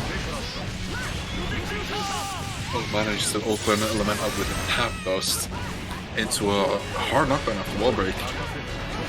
As Eddie. Oh, another opening. It's just gonna be gifts for game. Or gifts for round, I'm sorry. It's looking like this round has Setchi plastered all over it, and yep, it will be Setchi's to take. But round 2, we've seen this before, right? Setchi taking the first one immediately. Look at that, that was such a game. Another one. Oh, absolutely amazing gameplay from Lament. Deleting Eddie again, sending him to the shot round. Oh! Tech. Ooh, DLC. Nice. Oh my god, there we go. Just gonna be death. From an overhead kiss. Potentially one round away here from taking out Setchi 3-0. What's going on here? Setchi has been fighting back very, very well, going for the mixes in the corner, but just doesn't matter because Lament knows exactly what to do. Managed to beat out the 6P. Oh, big leap. Oh, and this is going to be leading to a full combo. Shows a 5P, keep Lament out until Eddie's back. Eddie's back from the shadow round. Goes, leaps quickly, and now... Oh, big counter hit. Tries to make the burst, I think. Oh, and now, there it is. Absolutely, there it is. One sticker brother here for Lament. No meter for Setchi. Setchi will have that burst available in a sec though. There we go. And immediately spent it. Doesn't want to take any more damage than necessary. Makes sense, right? Just want to get back to neutral here. Praise with Eddie, which is very, very favorable for Lament. Now, if the Lament just doesn't give up, he should be taking the round, but Setchi's not out of it yet. Uh-oh. It's looking a bit rough here. You're stuck in the corner. What are you gonna do? Oh! Again! Oh my god. Ready. Finally managed to block the tap dust out, and, well, Setchi just leaves immediately. Yeah, that's the efficient, you know, Zato gameplay at work there. Of course. Yeah. Cannot exclude Zato players even after they lost. But now... Ballsy play. I think we can say that. What a ballsy play there by Lament, and definitely working out in his favor.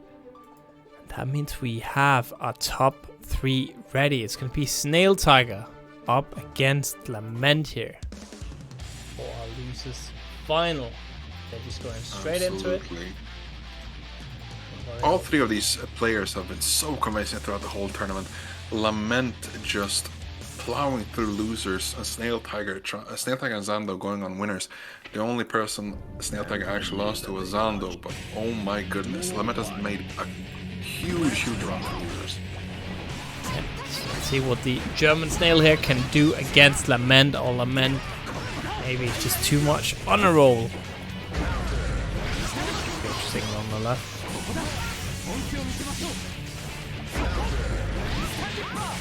Mid-screen, goes into the Fun Dipper to a soft knockdown. Oh, managed to catch out the Dolphin with a 5k. Yeah, why not? Plus frames. Ooh, catches the throw with their zone. Oh my god, managed to do it again. It feels like I'm in a deja vu situation. Does the exact same situation that the cross-up does, or sorry, burst, but doesn't matter because Snailtiger will close this round out fairly convincingly with the counter hit. Yeah, and that means first round goes to Snailtiger, a bit of a different beast here. Oh, I was about to say that was a huge close slash. Doesn't matter, Snailtiger is back into the game. First moment for Lament. Will he use it soon or not? He's cornered. Piercing baits out the throw tech. And then gold burst from Lament. A huge kind of hit from the Dolphin. And now it's going to be from corner to corner. Big damage from Lament into the super. Going to be hard knockdown into a 50-50 situation. Going to be grab or a hit. Go. Oh my god, doesn't matter. Huge CSH. Absolutely. That is 1 round apiece now. Lament looking really good. Getting that pressure. Big counter. Doesn't do anything really with it, but we'll see. Oh my goodness.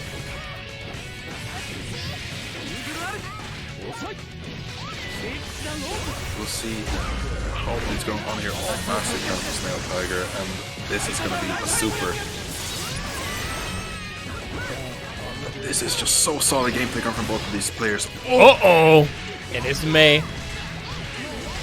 May definitely doesn't need a lot of chances to get half-life damage done.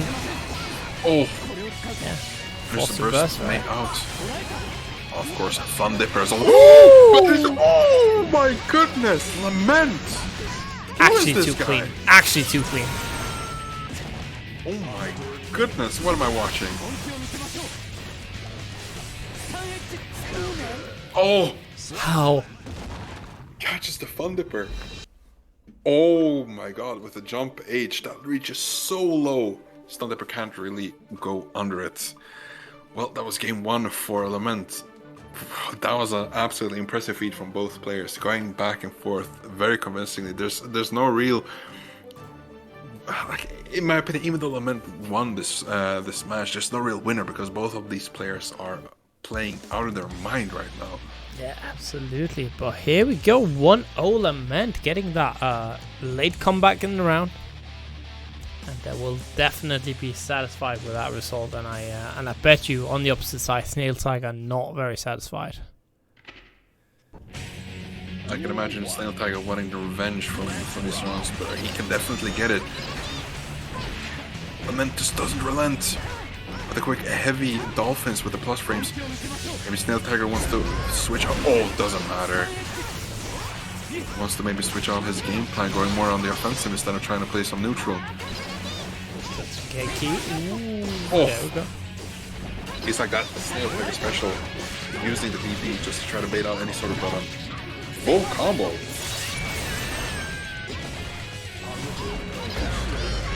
Big counter. Alright.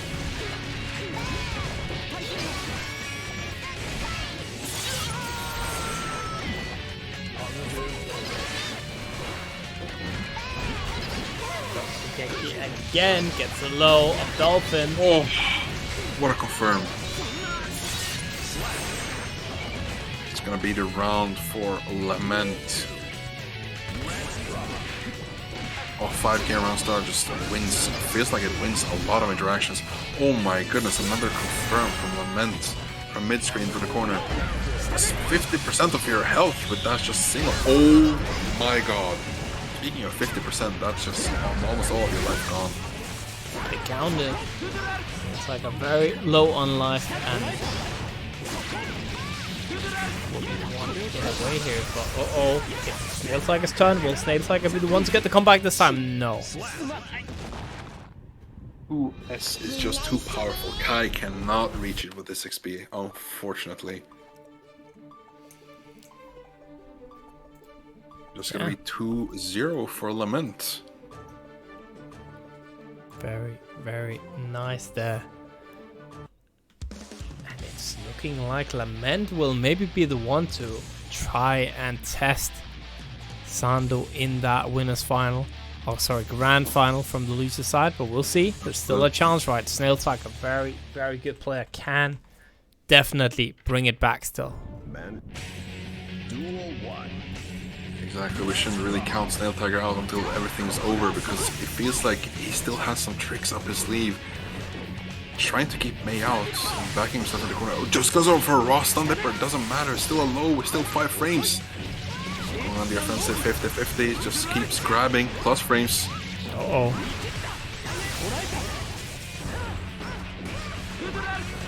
Still plus frames. Kai with the pressure. Am I seeing it correctly? Oh, it doesn't matter because you have that 4-frame 5B. Oh! I got hit right there. I wasn't expecting the cross-up. Man, I always get hit.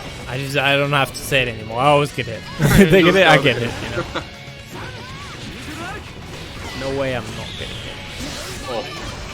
And Snailtiger was absolutely ready for that. Doesn't give Lament any chance to burst. Quick grab into the round.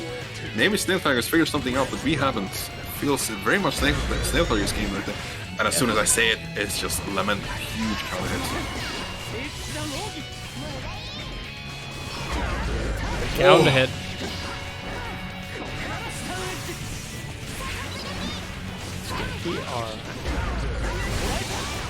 So it might be a huge counter bursts. It has to burst because otherwise you might have been dead. Oh, with the S Dolphin being minus high, it takes advantage of that with a full counter hit. That should just be Snailtiger's round. No meter! Not again. Surely not like again. This. Not like this. Oh, good. Okay, it's fine. we can breathe out.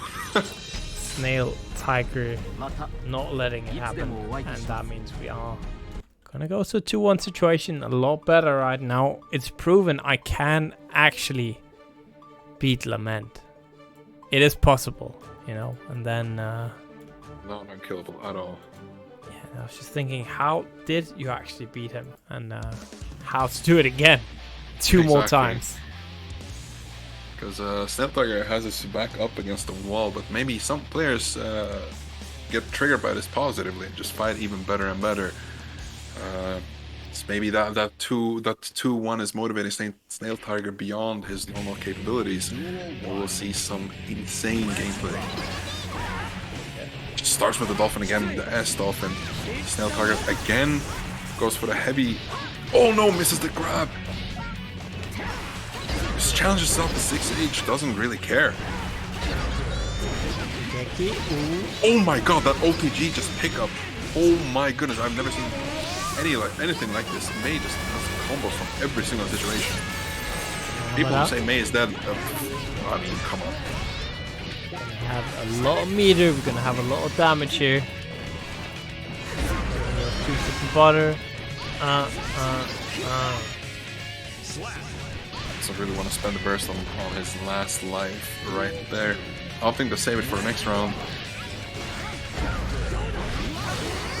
Feels very convincing from Snailtiger. Lament opting to burst very early. Keeps on the offensive.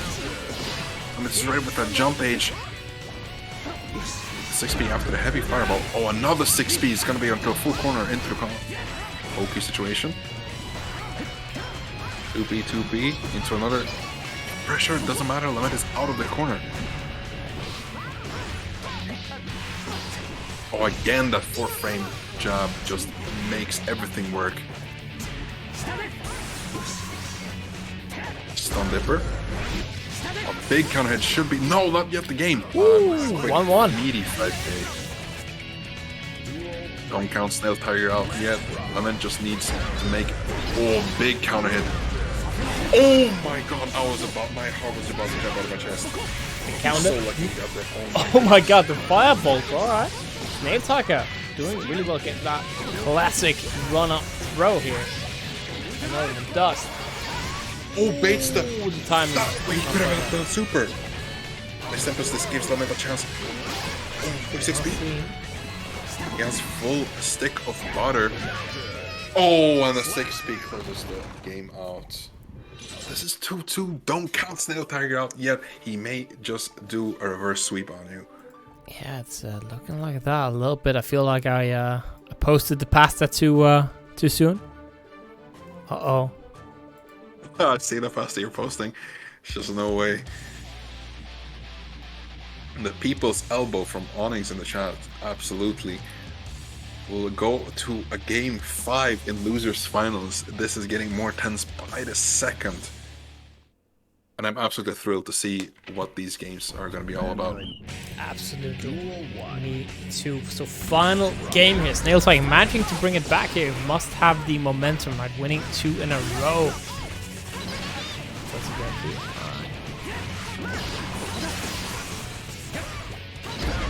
Another one. Tries to stick to another fun dipper RC. Doesn't manage to bait the burst out quite as well as he thought, because I saw a little bit of a walk back. Snailtiger sitting on the full burst. No, absolutely no fear.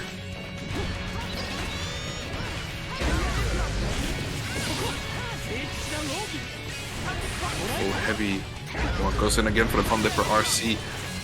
And they should be just a guess for the round for Lament.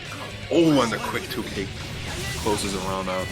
Yeah, Snailtiger now 1 round away. Only 1 round here from the run back against Zando. Are we going to see a complete reverse sweep from Snailtiger? It is absolutely possible. Lament feels like his back is up against the corner instead of Snailtiger. Oh!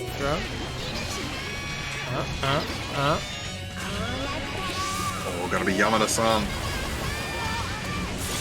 Huge damage coming from that super. Oh, we have an Oki situation. You have to watch out for the Kai. DP tries to bait the burst out, I think. Keep the corner. Double overhead. Gets the throw punish. Full stick of meter for me. Well, he tried to bait and the we are gonna... No! Not yet. Okay, we are gonna go down to a double Luigi here. Oh my god, my heart is beating so fast. Just gonna take A full burst. will go down to the grand final. Face off against grand champion Zando. Gets thrown, alright. Fireballs.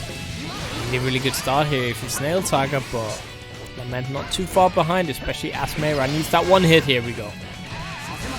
The huge damage, no, but Snailtiger opts to burst and keep me in the corner.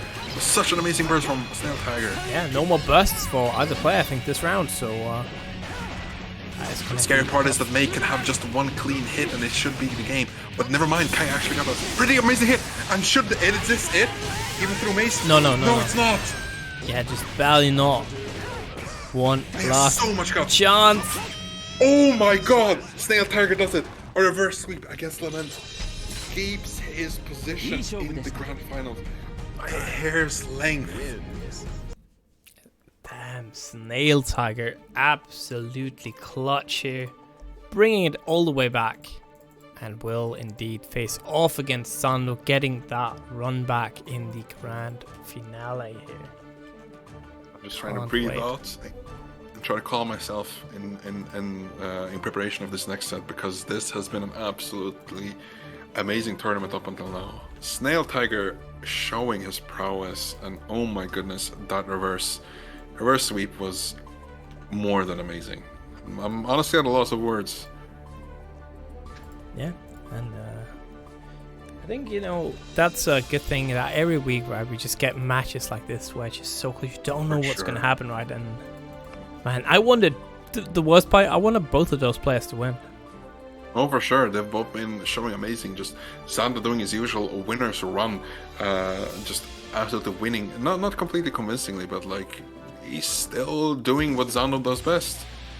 Snailtiger not wanting to take the loss completely yet. He's coming back for his comeback. Yeah. And here we go. Let's see. So Duel 1. there's no doubt about it, right? First time around, this one was a bit one-sided. And Snailtiger did really, really well that first game. But then Zando just kind of decided, well, I got another gear to my gameplay entirely. And just it kind of steamrolled Snailtiger, right? Yeah, absolutely. I've been watching some other gameplay from Zando, even in his offline tournaments. It feels like the first round and the first game is just always feeling out the opponents, but then Zando just shifts it up to 11 and absolutely steamrolls, as you say. I mean, it's a classic ride, especially in the first to three. You have the time, and these good players, they just they're just really fast at downloading the opponent, downloading habits, so on and so forth, finding, you know, just the small gaps that you can exploit in the defense. Absolutely. This high in pixel health that just leaves Snailtiger alive, but a quick sword toss is gonna go to Zando. Yeah.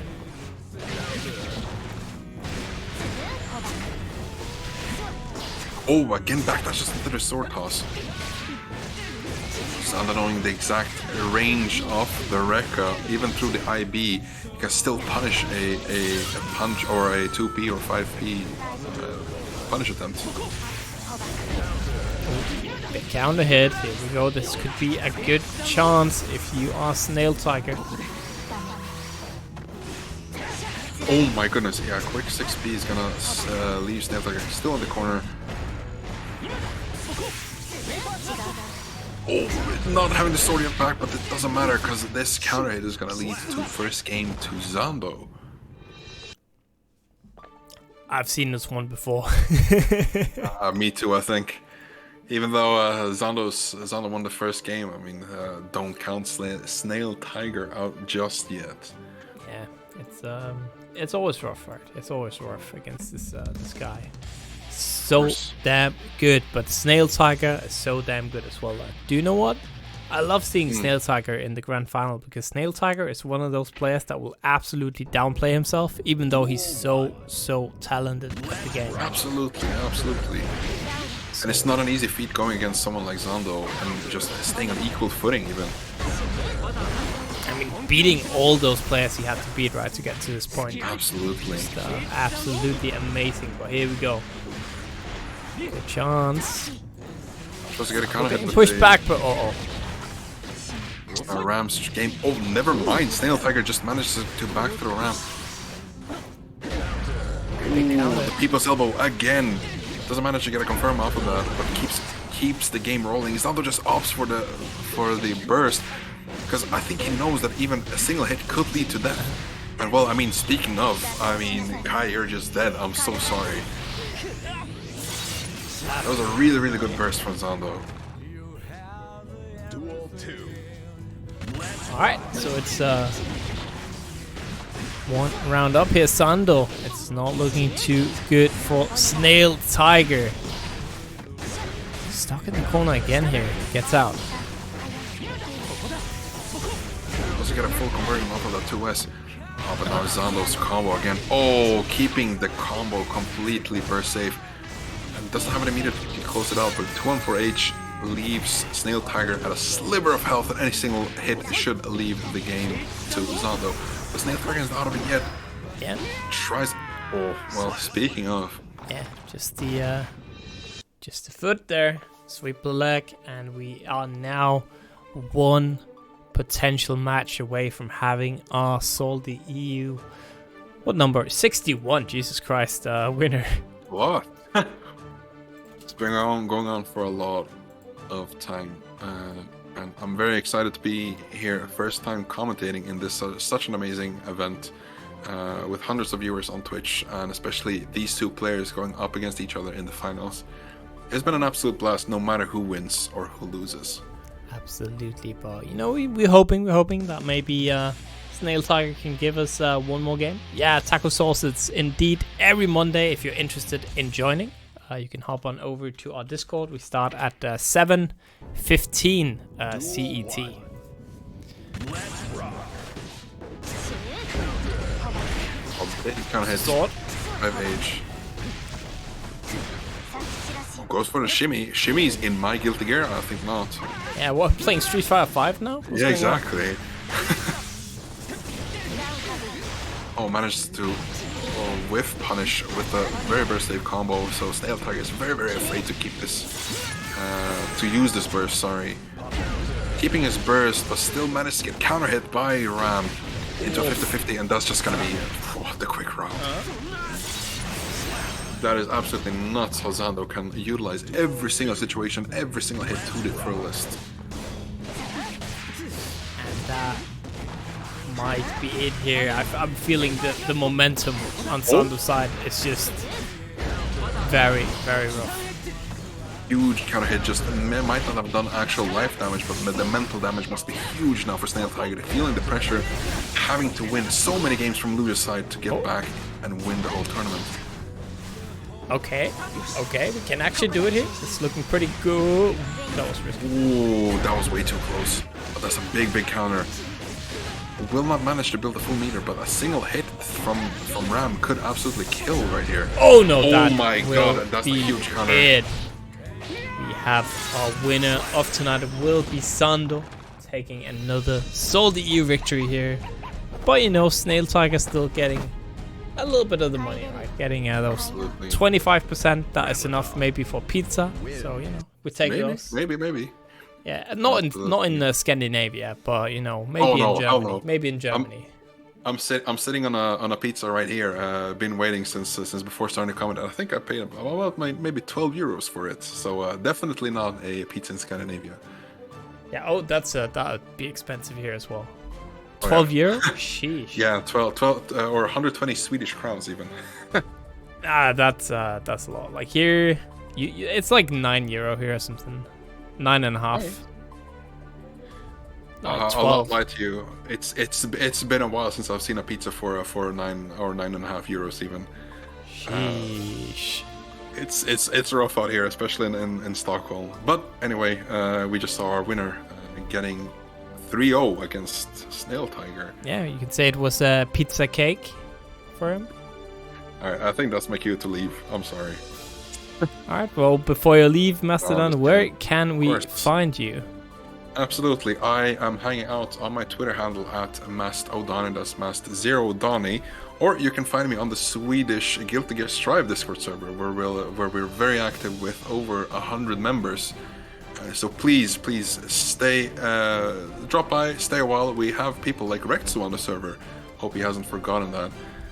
And we are very happy to be the host of anyone who wants to drop by. And I'm of course very, very happy to be here for the first time, and hopefully a lot of times in the future, because this has been an absolute blast to commentate. Oh yeah. When are you guys coming down to Copenhagen? You know, they're hosting I think monthly Strive events. That's pretty easy if you live in Stockholm, going to Copenhagen. Yeah, I think so. I think a lot of us are planning to go to Headstomper. I mean, that's basically Denmark, but I think we will be aiming for another monthly in Copenhagen sometime, because we're starting to travel for events again after the COVID pause. So we're all very, very excited to be traveling again and playing games, of course. Yeah. I mean, I hope I'll see everyone at Headstomper, not just Nordics, because also we definitely do not claim Malmö, by the way. That's Sweden. That's a discussion for a whole other day. But yeah, definitely make sure to come to Headstomper as well. Like my favorite event, I think. It's so good there. But yeah, that is going to be it for tonight. As usual, chat.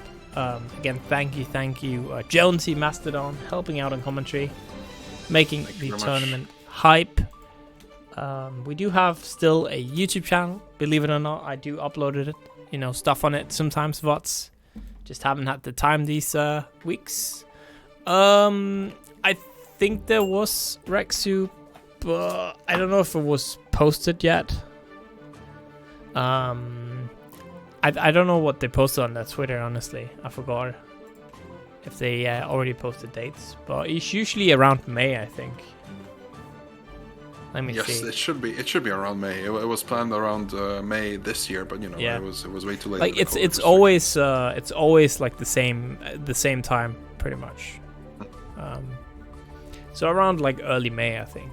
That's usually the timing. But I don't know for this one. But it's like been that for the last 5 years or something. So I bet it'll be around the same dates. But yeah, we do have that YouTube. You can find previous VODs, all of our other tournaments. Make sure, obviously, also to check out our Discord if you're interested in joining any of our tournaments. Tomorrow we have our Blaze Blue Central Fiction tournament. You can still join that one, obviously. We have next Saturday, we have our weekly Tekken 7 tournament, and next Monday in a week we are back with more Guilty Gear Strive. So some of the stuff to check out. All is good, and I think, speaking of, I think I will send you guys over to the homies over at Reversal GG. It's gonna be a 3D game. It's gonna be Tekken, but you know, we are qualifier for that tournament, and they're having some very, very good matches over there right now. So I think that would be the perfect spot here. I will hurry to bed. I don't know if you could hear it today, but I'm freaking tired, man. And we're ending the stream. I can complain for 5 seconds. I messed up my sleep schedule this weekend, so I slept like 1 hour maybe tonight, and I had to get up at 5 a.m. and then there was a meeting at work, which meant I had to stay at work for until 10 past 4. So I was at work at almost 10 hours after sleeping 1 hour. That was a bad idea, and then immediately home and streaming. Jesus Christ, I'm tired, chat. I need to sleep. But I'll see you guys. Well, Dave will see you guys, I guess, tomorrow, and I'll see you guys next Saturday. So have a good one. Have a lovely Monday. Have a good Tuesday. See you guys. Peace out.